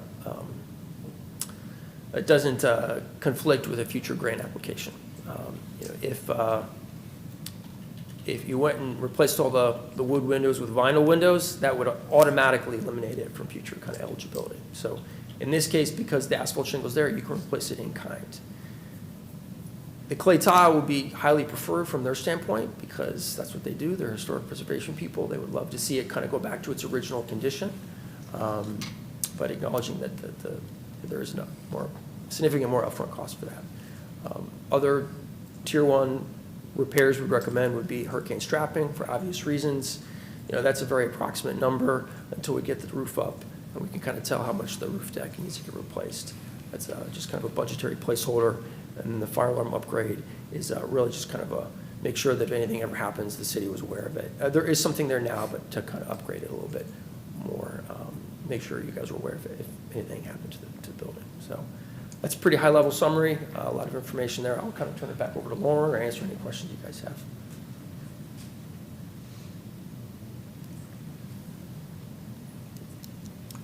Okay. Slide up real quick.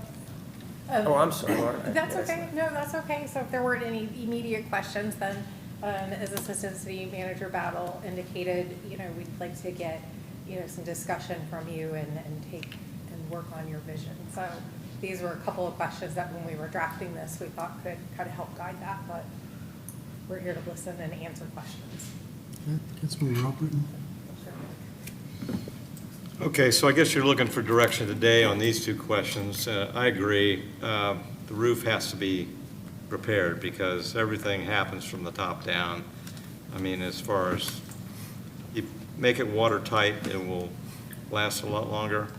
I'm fine with doing shingles. I think that it kind of depends on development concepts on what we're going to do with other development on the site. I think if we, you know, if we did a wellness center, it looked like a building, we would try to match that roof to the roof on the, and that may be conducive to either. So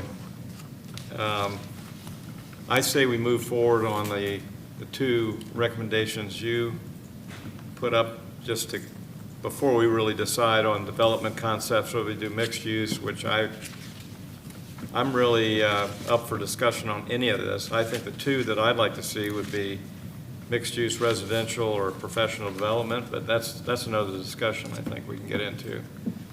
I wanted to make a comment, though. I went there in first grade, and one of the neat things about North Ward Elementary, it was our first elementary school, and they did maypole celebrations in that front play area, and I just thought that was neat. And it went on for, we moved and I ended up going to South Ward to finish my school out there, but they didn't have anything like that. I always thought that was neat about North Ward. They had the maypole celebration. So anyway, that's my 2 cents.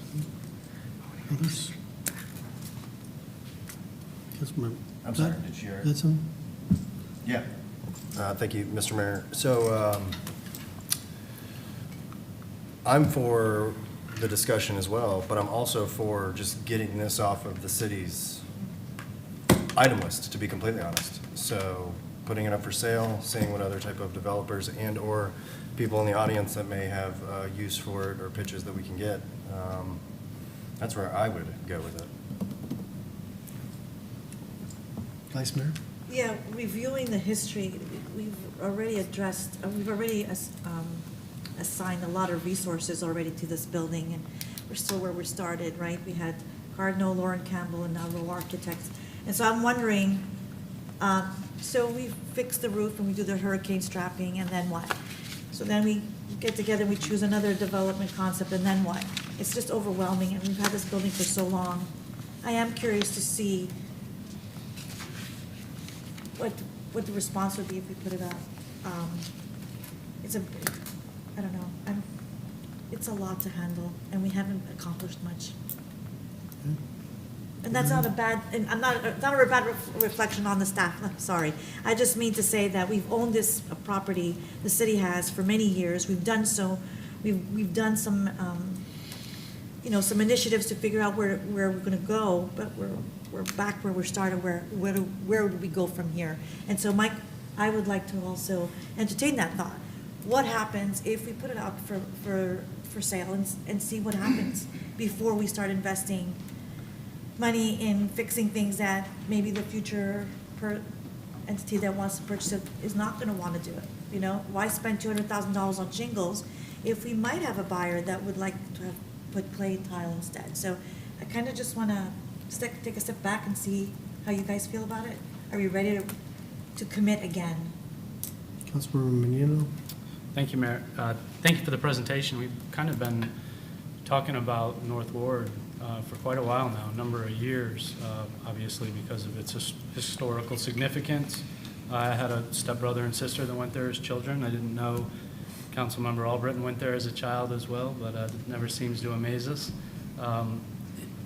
I'm hesitant on putting more money into something when we're finally seeing some sort of plan for it. I've said before, hesitant as a city, becoming somewhat investment in real estate. And here, we acquired this property in 2019. I know there was a lot of talks for years before that.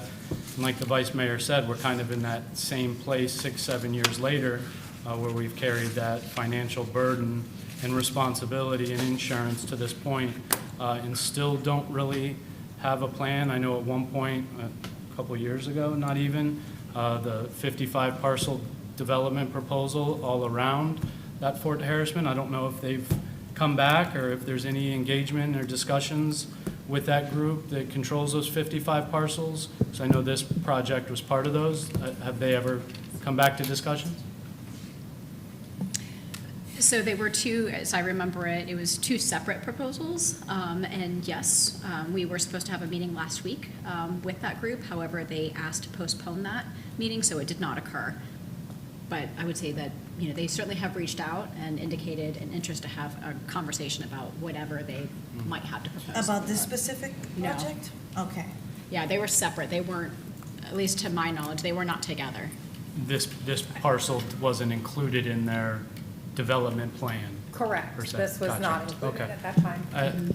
Yeah, I'm hesitant in spending more money, and again, I know as a council member said, Banyan Odyssey is sitting in the audience. I met with them months ago. They have an unbelievable, hope-filled, faith-filled mission that they would love to see there, and checking off some of the very similar boxes of preservation, of first and second floor retail in the community, some living space as well for some handicapped, mentally, physically families on that parcel, and want to preserve it and kind of have a full circle of live, work, play for that community. I thought it was a great idea. I was hesitant when I sat with them a couple months ago because I wasn't sure how those other parcels around it. I think we said early in the presentation, one of the goals is to create synergy with the surrounding development. Well, there's really not any surrounding development. It's undeveloped, sitting there as empty parcels, except the condos behind it. And those have there's no synergy architecturally or anything with that.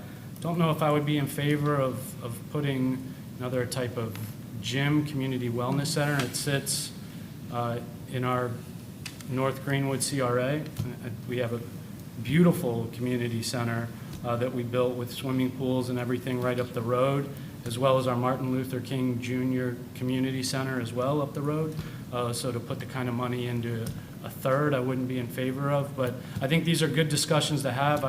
I'm just so hesitant on continuing to spend another, close to $1 million or even $200,000 or $300,000 without a longer-term plan. When we do know there's interest, I don't know how feasible it is financially, but like the Vice Mayor said, even if we said, well, let's stay on the low end and put $200,000 into it, and then we decide that let's open this up and see what we can put there, and the next group comes in, wants that roof off and go clay tile to make it as original as possible, and we just kind of dumped more money into it without a plan. So I'm hesitant as well.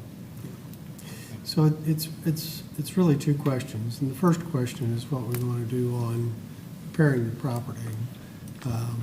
So I'd like to see us address that first. I agree with what's been said. 6 years, this isn't, it may be historic, but it's not in good shape. It's really, I've had many in our community say it's an eyesore. They drive down Fort Harrison, so to let this linger for 6 years is too long. So I would like to see us get going on the next phase of doing something with the property. I think we owe that to our, whether it's to put it out there on the market or to do something with it ourselves, but I think it's time to move on it. My only concern with not doing some of these, either, I would probably say if we're going to do roof replacement to go on the cheaper end, just because of what's already been said. I agree with Councilmember Cotton. I want to try to keep the cost to the taxpayers as low as possible in this. I think we've already invested a lot into it, but I am concerned that we might not be, there are two buildings that have to stay. They can't be torn down. And they have value to us and to a potential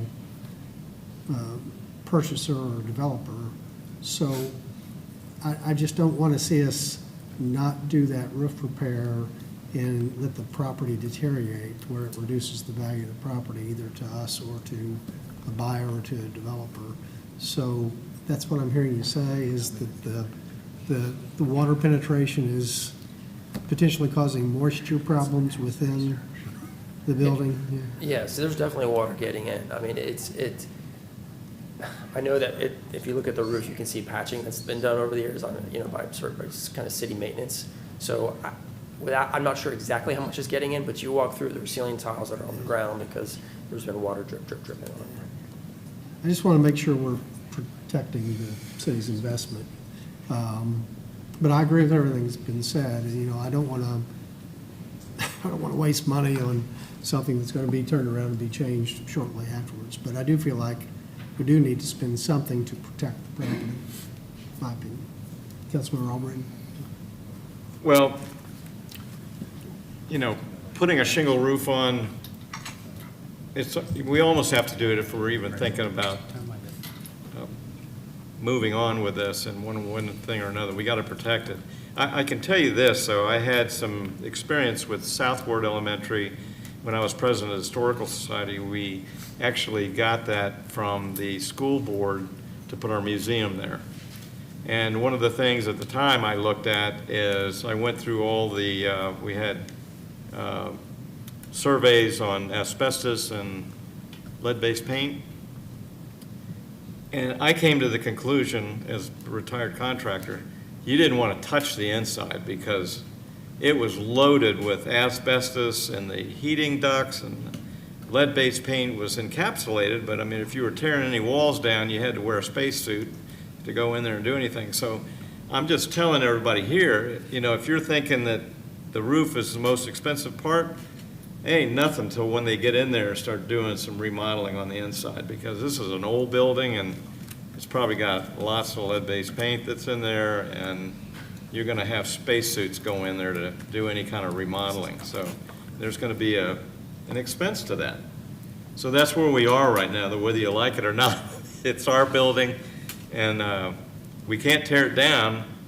I don't know. I just want you to understand that if we go in to do some remodeling and we have surveys done, that there's going to be a big cost to getting in and getting it done. Did you do any surveys on this with that? We didn't do any hazardous material surveying. Lauren, I'm going to put you on the spot. I don't remember if there's any provided to us, but your description of, yes, these buildings are expensive to renovate, and for all the reasons you just mentioned. So it's good to go in with the eyes kind of wide open on that. Yeah, so the roof is like, that's going to be a nothing thing to put roof on it. But you got to put a roof on it, keep the water coming in, because then it's going to be it's going to multiply a lot of money to, when you go in, they got to fix the water damage and you get into the lead-based paint stuff. That's just what I'm saying, so. Councilmember Cotton. Maybe a very unpopular opinion. We'll see. What about tarping the roof, getting appraisals done, and moving in that direction? Or just repairing it rather than tarp? Just doing isolated repairs of where it leaks and then put it out on the market? Versus replacing the whole roof? Correct. What's the possibility of just, Councilmember Cotton suggesting that we just repair the parts of the roof that are leaking? I think you definitely could. Anything can really be repaired at much less cost than even $200,000 replacement. We were tasked with kind of, longer term solutions, which obviously the replacement would be the case, but yes, you can repair anything, and I think it'd be a lot cheaper than $200,000. If the short-term goal of the city is to, get interest and potentially offload the property. I would support that. Yes, so a roof repair and the hurricane strapping is what we're looking at, or no? I'm looking at Just- roof repair and appraisal, which isn't on here. Okay. Councilmember Marino? Yeah, I'm good with that, kind of band-aiding until we figure out what direction we're going. I do have a question for staff. Have we entertained discussions with the Banyan Odyssey that's with us this evening? Yes. There has been discussions with them? Yes. And then, no, they're not obviously included in this presentation at all of, This is the information. yeah, gotcha. I mean, because there's somebody that's already interested. We don't even know. They could be sitting there and saying, don't spend the money. We'll raise the money, we'll get the grants, and we're going to take care of this all in one, and we would be wasting time and money having this conversation, or, so if we're not entertaining those conversations further with them, how, we really wouldn't know if we needed to do all this, right? So just to maybe respond a little bit more, there hasn't been any marketing of the property at all. So part of the disposal process is we have to publicly advertise that. And similar to the discussion from earlier where we spent an extensive amount of time marketing the asset, we've absolutely done none of that here. So part of presenting the development concepts was to also elicit the thought process of what could it be. Clearly there's interest and some of those align with some of the concepts, but there could be others. We don't know what we'll get. So, this is why the discussion is here for fair you, to enough. give us some direction of what you'd like to do. Yeah, thank you. So is the consensus that we just do the roof repair, not replacement? Until we get more Yeah, information about Till what we we get do. more information, okay. So that's our direction on that. Do we want to throw maybe getting an appraisal in there too, to see what the value of the property is, to get more information? If that's what we can do? Since it's owned by us, we would have to get an appraisal anyway before we dispose of it, so. Perfect. Yeah. Okay. So Yeah, I then, really Mr. think it Weaver. goes to the second step, second question is what are your thoughts on, there's a second question here about what type of development program project is preferred? So what uses do we prefer? And one would be put it on the market. Well, you put it out there to see what the community's needs are. Maybe, if the handy-capable proposal for that niche group of individuals, I mean, they've got a wonderful presentation, they put in something, and then we still have the appraisal done to go ahead and offload it. Just take everything that we can and make the best possible decision, for the needs of the city. I'd like to see a public-private partnership in Yes. some way for us to still maintain for historic purposes and nothing else, just it's been such a community asset for a century, that we maintain community control over it, but yet seek a private partner to, I thought what Councilmember Cotton said in the beginning, to make sure it's not ongoing burden to the taxpayers, that we seek some type of private partner to make sure that it is funded by the private sector. Yeah. Or could be a nonprofit, could be whatever, but we look for funding partner outside the taxpayers. That's a possibility. I'm good with that. I want us to be careful that we're not trying to take this at a step where we're Band-Aiding with no real long-term direction, and we're going to continue to have the same discussion of Band-Aiding, and what is the cost of, Band-Aiding it over time. This is just the first Band-Aid, and what's next? If we sit there for another year and we're in the same place and we go through another hurricane season, or does it even have a roof on it? Or, so I think, So what timeline are you thinking? I think the appraisal process is best, and find what the market will dictate on what the best use of it is. If there's interest, we obviously know there is interest, and what other interests are there, and then figuring out what our best path is. But I do have concerns that if we don't really make a longer-term plan with this, that we're just going to continue to waste money on Band-Aiding. Well, the three they presented to us for me, and I invite others to weigh in, but the Community Wellness Center, if it's operated by the city, I don't know that we need to take that on, as a city expense right now, if that was the concept. If it's a private partner operating it, maybe, but I don't know. I would like to see us use the property or see it used to generate activity as many people as possible. So the second one, the mixed-use residential, is one that really strikes me as being the most attractive potential use. Professional development, when I look at the drawings, and I appreciate architects being careful about, we don't look at the cost, we just look at what's the prettiest design we can get. Appreciate you acknowledging that, because we do run into that from time to time. But I don't see, I would like to see, it could be used for professional development, but I don't see the property as being as active as I hope, fully active as I hope we could get it. So for me, the mixed-use residential is what I think is probably what we're looking for. Councilmember Cotton? Definitely going to be on the wrong side of this, too. So I'm still for doing the roof repairs, getting the appraisal, and putting it on the market. I'm not interested necessarily in a public-private partnership because, as we've seen, majority of the times, the public does not get the best end of that stick, and usually the private side is the one making out on that. So that would be very strategic in the way that we go about formulating whatever contract that looks like. I am more so seeing what the free market wants to do with that piece of property. They know it's got a historical designation. We'll work with them on that to see what the needs of the community can be and take every bit of proposals that are out there for it, no matter what that is. Maybe it is an idea such as your company's put out. Maybe it's something like Banyan Odyssey. But I would not be interested in a public-private partnership just for those very reasons of certain issues that we even deal with now with those. Even if it were no expense to the city, similar to, the Gotham project. For sure. I mean, it would have to be unique and strategically placed into whatever deal comes, right? But I don't want to just say yes, and then all of a sudden we get something and the city's more on the hook than the private side, and the private side's just making out, Well, you can always get that decision. We'll be talking about it, but, this is going to be a hard sell when you can't demo the buildings that are going to be very expensive to fix. Public-private partnership might be a better sell to the market than just to sell it as is.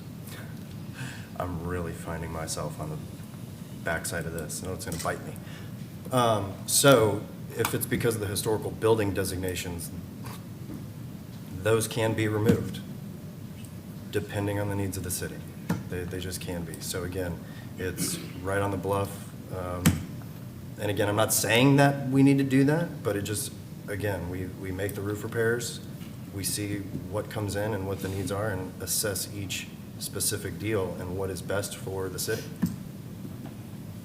Again, not saying that we do things like that, but they're all on the table in my book. And I think that would be our smartest, wisest decision going forward, to get the most information we can to make the best decision for the city. So question 2, do you feel like you have direction from us? No. I do not.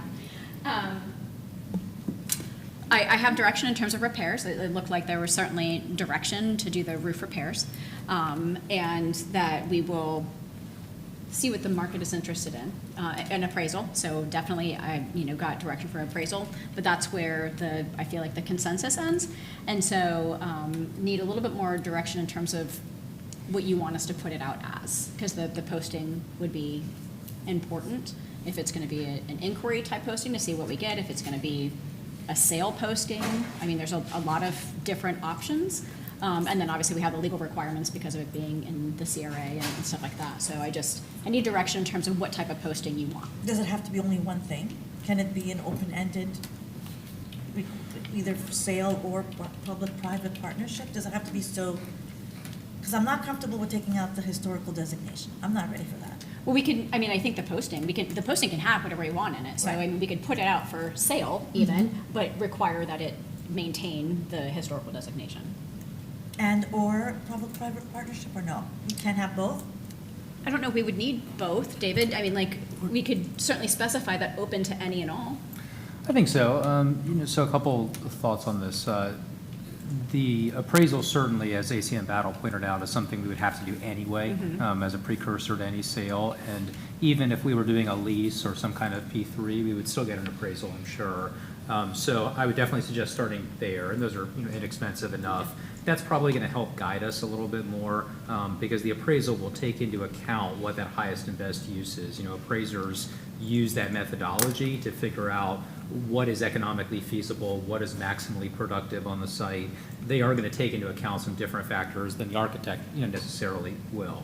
I mean, they also have to consider what's physically possible on the site, but not limited to what's physically possible or legally possible. So I think you'll probably get some good answers from the appraiser, and that's probably going to tell you kind of where the market is at with this in terms of finances, uses, that sort of thing. So I think I would suggest just starting with that.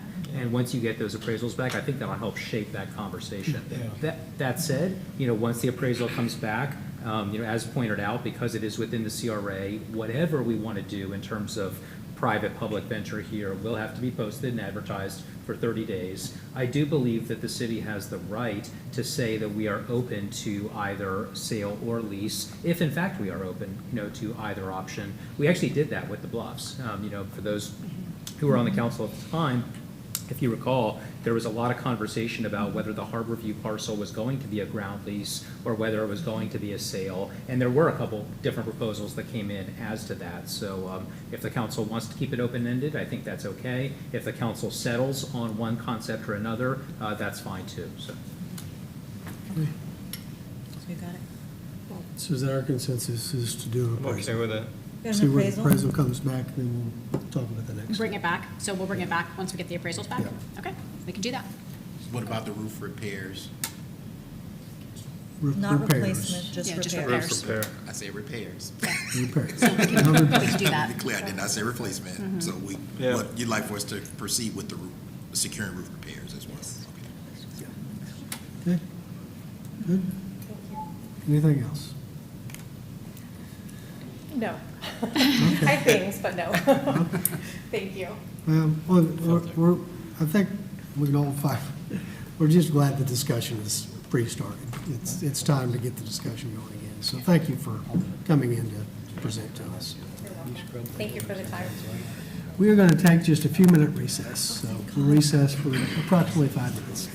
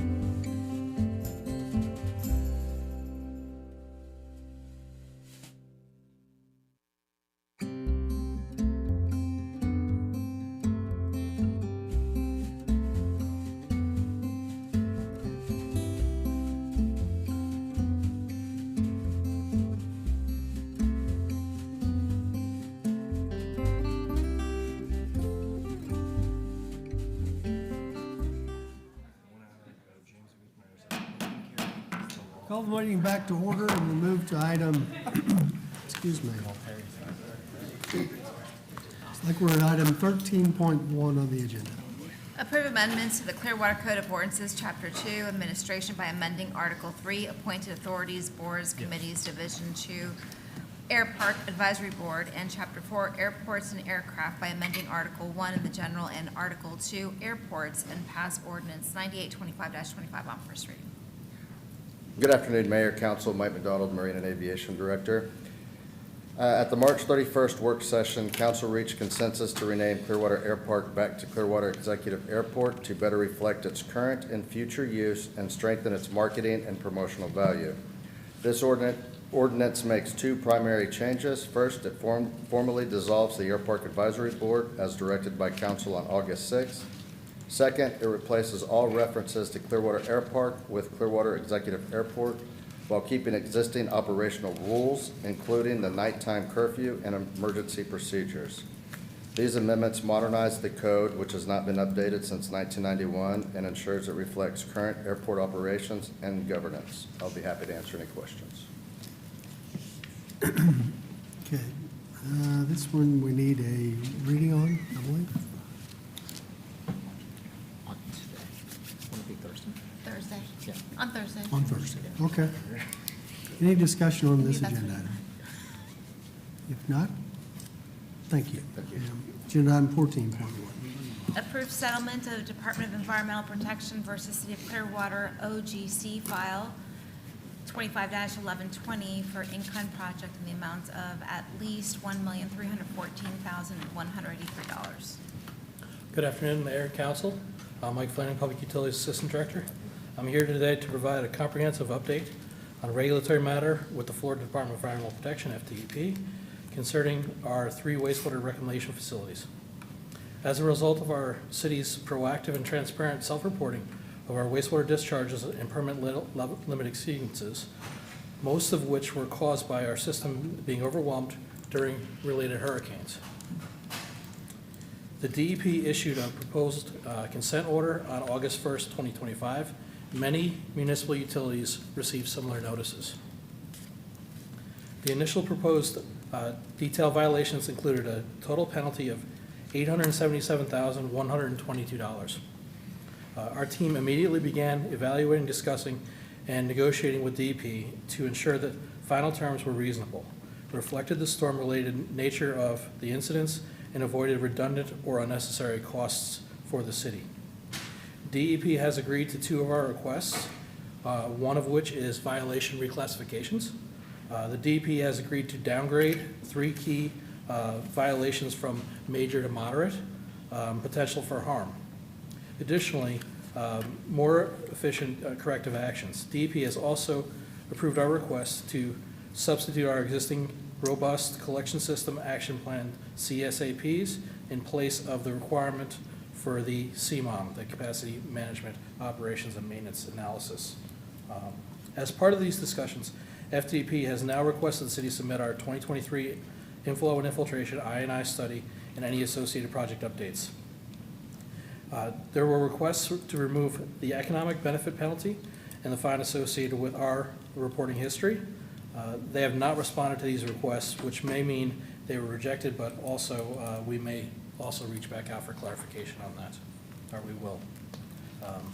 This was originally placed on the agenda because FDP noticed the required response within 30 days, which would have required direction from council. However, since we were successful in getting some of the modifications from FDP, we have more time, so we wanted to provide this explanation and update our negotiation status. Not a request for a decision today. The successful outcome of these discussions means that we now have a clear path forward. Our next step is working with FDP to draft the final consent order. To address the financial penalty, we'll be pursuing an in-kind project. This allows us, in lieu of direct payment, to complete a capital improvement or environmental project approved by FDP. Per the rules, this project would be valued at more than 1.5 times the final penalty amount, or roughly $1.3 million, slightly thereover. The final consent order, including the details of the in-kind project, will be brought before this council for your formal review and approval. We're confident that this approach protects our community, demonstrates our commitment to being a high-performing government, and will lead to a final resolution that is fair and manageable. I'm happy to respond to any questions that you may have. Any questions on this agenda item? Councilman More so just a Cotton? comment. Thank you for going over everything. I'm glad to hear that, it's kind of getting resolved. However, this was kind of disappointing to hear originally from Florida Department of Environmental Protection, because here we just went through 2 catastrophic storms with 100-year projections, and we clearly have, public utility resilience plans of moving everything to be more resilient. It's like we're trying to do all the right things, and, we're getting stomped on. So obviously nothing that you can do about that, but I just wanted to make sure that I said that, because, here we're trying to do the right things, and then we're getting slapped with $1.3 million fines or in-kind projects. So hopefully they can look at the main project we're trying to do and recognize that as being part of the solution. So thank you very much. I appreciate everything that you guys and Public Utilities is doing. Excuse me. Yeah, thank you, and we're far from alone in this regard. Along those lines, can we get credit for some of the consolidation plans we have as part of this settlement when we use some of the in-kind for that? So really, there's a lot of discretion that we have for an in-kind project. In the past, we've done the smart covers, which we've typically had smaller amounts. One of the things that we looked at is lining. So lining our lines, so some of that could be essentially associated with that. But that is feasible. However, it's less likely because of the timeline. Usually an in-kind project, we need to be very responsive very quickly. Some of the consolidation plans may happen over the next 6 to 10 years. So usually we try to do something more immediate, but still, of course, stay on that schedule for consolidation. But there are other things you're saying that we were hoping to do anyway to improve, and we can use these monies for that. Yes, certainly. We'll be speaking about them in about 10 minutes. Very good. Or less. Fantastic. Maybe quicker. Okay, I'll quit asking questions. No, you're fine. All right, any other questions? All right, do we have consent? Yes. We have consent on 14.1, So there, 14.2. there isn't any action on this particular item since they're withdrawing the approval because we're still finishing the negotiations, so there is no need for it to be a consent. Oh, okay. It's just an update today because we had to pull the recommended approval because now we have more time. Okay, If that makes any sense? Yep. Does it? very good. Award a construction contract to Milburn Southeast LLC, doing business as Milburn Demolition for the demolition of 2 elevated water storage tanks. Good afternoon again, Mayor and Council. Mike Flanagan, Public Utilities Assistant Director. Today I'm requesting your approval to award a construction contract for $763,400 to Milburn Demolition for the demolition of 2 elevated water storage tanks.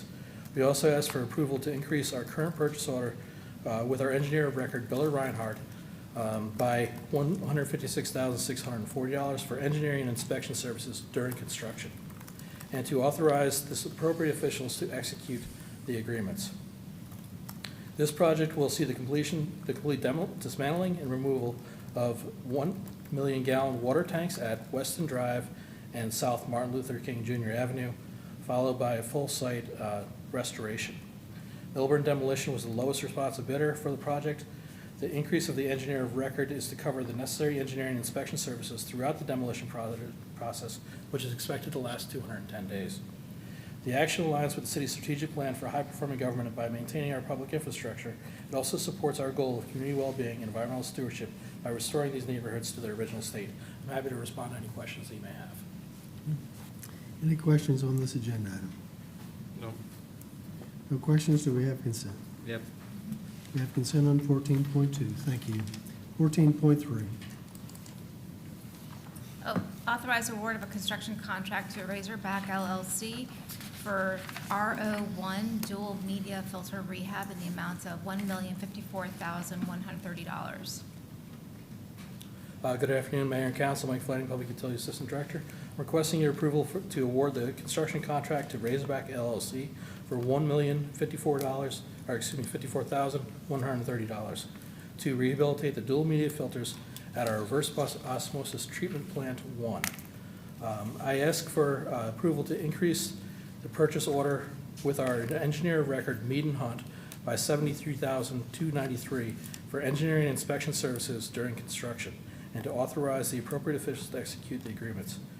This project involves a complete rehabilitation of 4 dual-media filters at RO1 facility, which is essential for the continued reliable production of high-quality drinking water for our residents. Razorback LLC was the lowest responsive bidder for this work. The additional funds for Mead & Hunt will cover the necessary engineering oversight during the 180-day construction period. This action aligns with our strategic priority of being a high-performing government by proactively maintaining our public infrastructure to ensure the efficiency and reliability of the city's water treatment operations. I'm happy to respond to any questions that you may have. Any questions on this agenda item? If none, do we have consent? Yep. We have consent on this agenda item. Move to agenda item 14.5. Authorize the continuing use of construction contracts to Engineered Spray Solutions, Inliner Solutions, Roland Inc., and USSI LLC for the 2023 sewer point repairs and improvements. Good afternoon, Mayor and Council. I'm Mike Flang, Public Utilities Assistant Director. Today I'm requesting authorization for the 4th and final one-year renewal of our construction contracts for the 2023 sewer and point repair improvements program in the amount of $32 million. This will continue our work with Engineering Spray Solutions, Inliner Solutions, Roland Incorporated, and USSI LLC. This is a comprehensive program to maintain the integrity of our wastewater collection system by cleaning and inspecting and repairing sewer pipelines and manholes to minimize groundwater and stormwater infiltration. This work is divided among the 4 contractors. It includes trenchless reconstruction, emergency repairs, manhole resurfacing, and system testing. This program is a critical component for our capital improvement plan, which will be funded through a combination of capital improvement project funds and the use of reserves. This action directly supports our strategic priorities of high-performing government by systematically managing our vital infrastructure and environmental stewardship. We have a brief presentation that will provide some more detail.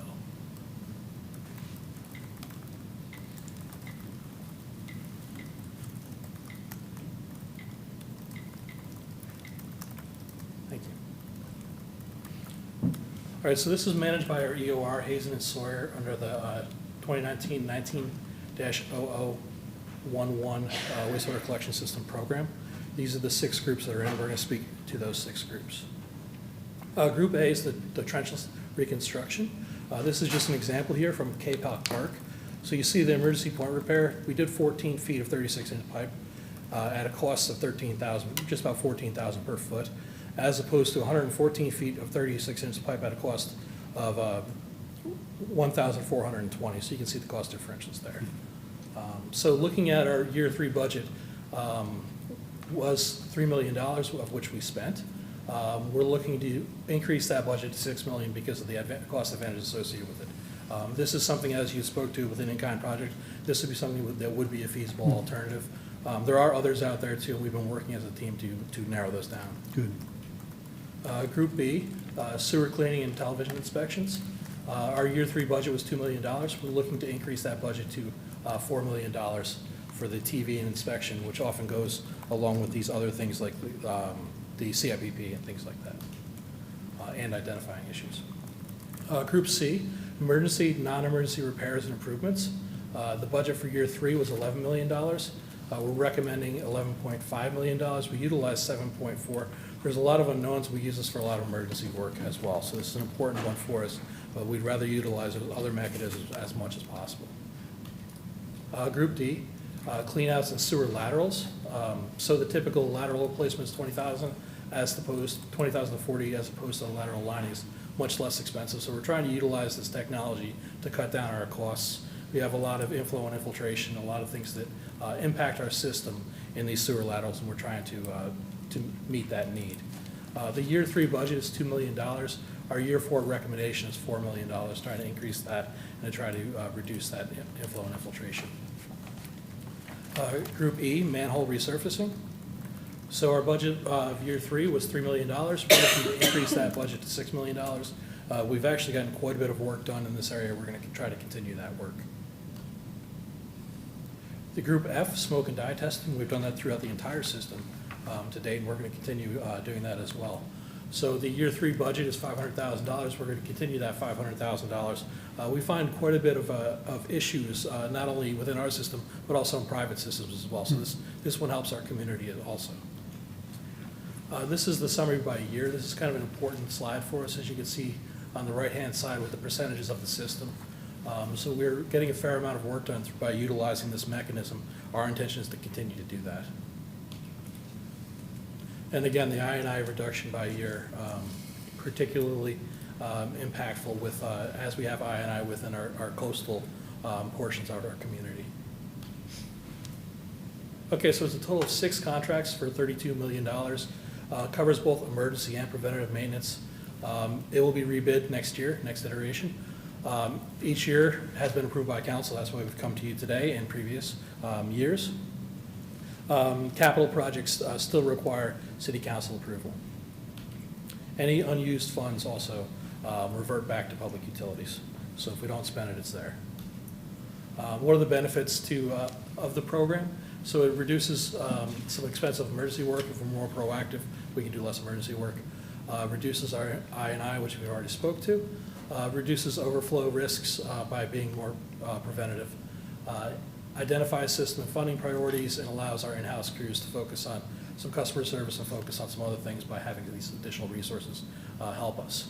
And the most important one there is underlined protecting public health. With that said, is there any questions that anyone has? Any questions on this agenda item?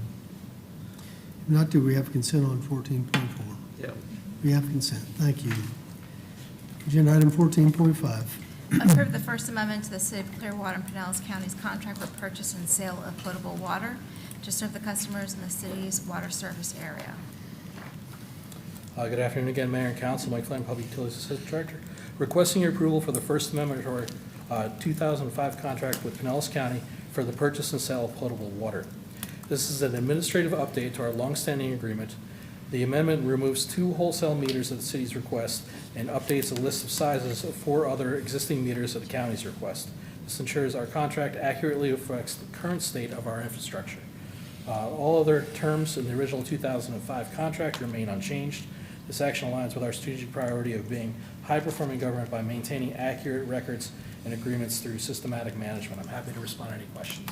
Okay. Any questions on this agenda item? We have consent on 14.5. Yep. We have consent. Thank you. Thank you. Agenda item 15.1.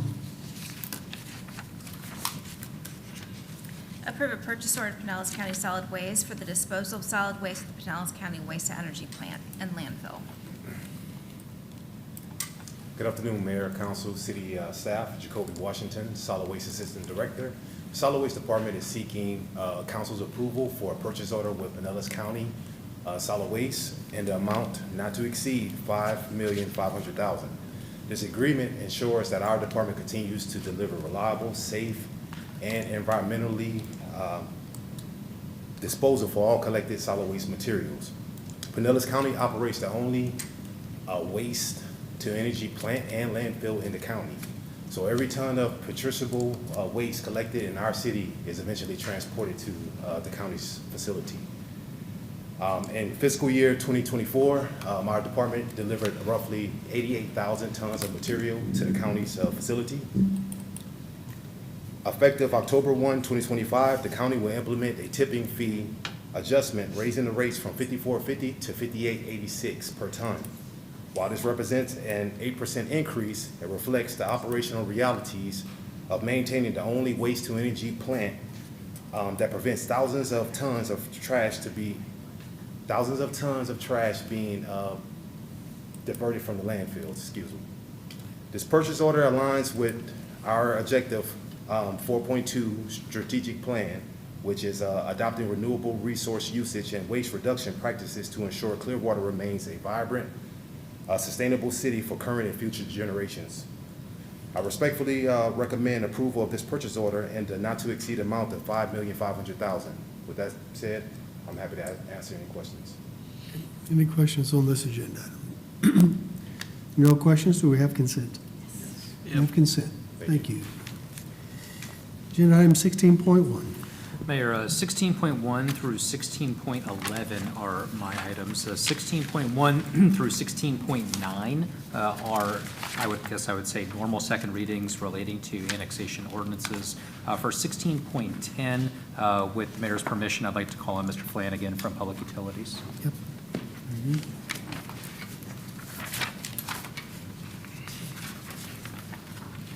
Good afternoon again, Mayor and Council. The item before you is for the second reading of ordinance 9841-25.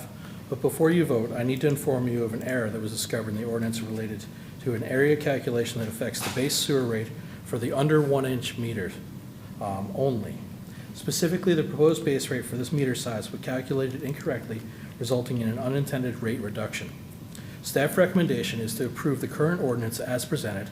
This will ensure that all the other planned 8% increases for domestic water, lawn water, reclaimed water, and also the wastewater categories go into effect as scheduled on October 1st. Concurrently, we will immediately begin the process to bring the second ordinance forward. The sole purpose of this new ordinance will be to correct the base sewer rate for the under 1-inch meters, adjusting it from the incorrect 34.73 to the intended rate. The temporary rate reduction will result in a loss of approximately $196,000 per month in revenue for the department until it is corrected. It may also cause some confusion for our customers who will see this specific rate decrease, then increase again in the following months. We will work with customer service team to address any questions that they may have. We project that this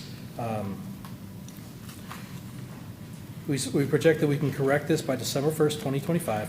This will require advertising and beginning a new ordinance with the first reading to be in November at the two November meetings. We'll take full accountability. We take full accountability for this error, which was an oversight that we should have caught. We own this issue and are committed to correcting it accurately and transparently. Public Utilities will be working closely with Finance and Utilities Customer Service to ensure the second ordinance is correct before it's being presented to you. Thank you, and I'm here to answer any questions you may have. Any questions? Okay. No. Thank you. Thank you. Mayor, if I could, I wanted to apologize for this item as well. This is in my area of responsibility, and I take full accountability. Okay. Thank you. Okay. Did you have something on agenda item 16.11? It'd be funny if I skipped it after Ms. Christian has been sitting here all day waiting for us. She would not be it's a happy. great time to adjourn, isn't it? I'm just kidding. We won't do that. I will try to be concise. Mayor, this is an item that the Finance Director and I worked on together. Earlier, the council talked in a different context about being bold and having big ideas. And we certainly know that it doesn't get much bigger than this one. So to that end, as the council is aware, as we've also shared with our partners at Duke, NewGen is going to be presenting publicly to the council on September 29th. Obviously, everybody will get to hear that same presentation. However, in anticipation of that, Mr. Ravens and I have spoken with the city's financial advisors, which is the Public Resources Advisory Group, as well as our outside bond counsel, which is Brian Miller Olive. Although it is not necessarily for us to bring them on board at this stage, we do think that is prudent. Just the ability to cross-reference data is helpful. Prague is, our financial advisors. It's their job to look out for the city, to have the most sober-minded assumptions in regarding to things like bond yields, taxability, et cetera, and bond counsel should weigh in on some of the very complex and technical bond questions that can arise relating to tax-exempt status, state volume caps, and things that just don't come up very often. Obviously, it's important to all of us to get the most accurate data possible so that when we are communicating with Duke as well as with the public, that we are all speaking the same language. I know that Ms. Christian and I have talked about sharing as many common facts as possible. I think all of us want to operate from the same common set of facts, and this item can really help us do that. So the way it's presented is that BMO, which is our outside bond counsel, as well as Prague, would bill us hourly. It's probably not going to be as much money as what is stated in the agenda item, but we figured it's better to estimate high than estimate low, especially when doing things like this. So we also think it's good transparency to bring that item forward now.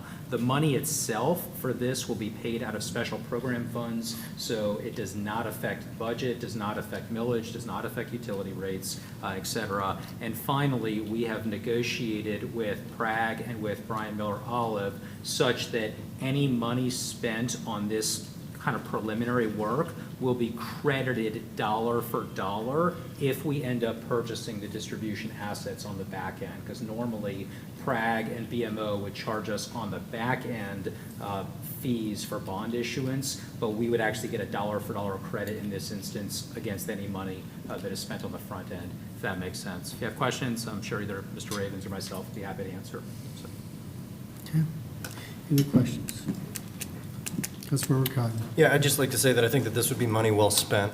You know, they're already doing the work on behalf of the people of the city to bring the best data and information forward, right? So I think being able to go into a project such as which we're getting ready to undertake or see if it's worth undertaking, I think having the most accurate, up-to-date data would behoove us to just know that we could be potentially making the right decision, whatever decision that may be with whatever the information is that we're provided. So that's just my take on it. I would be in full support of this. Okay. Any other questions? Okay, thank you. Move to item 17, city manager verbal reports. Nothing, sir. Item 18, city attorney verbal reports. The only thing I'll say, and it will not be extensive, but you know, as Senator Hooper pointed out earlier, there has been a major decision out of the First District Court of Appeals regarding open carry in Florida.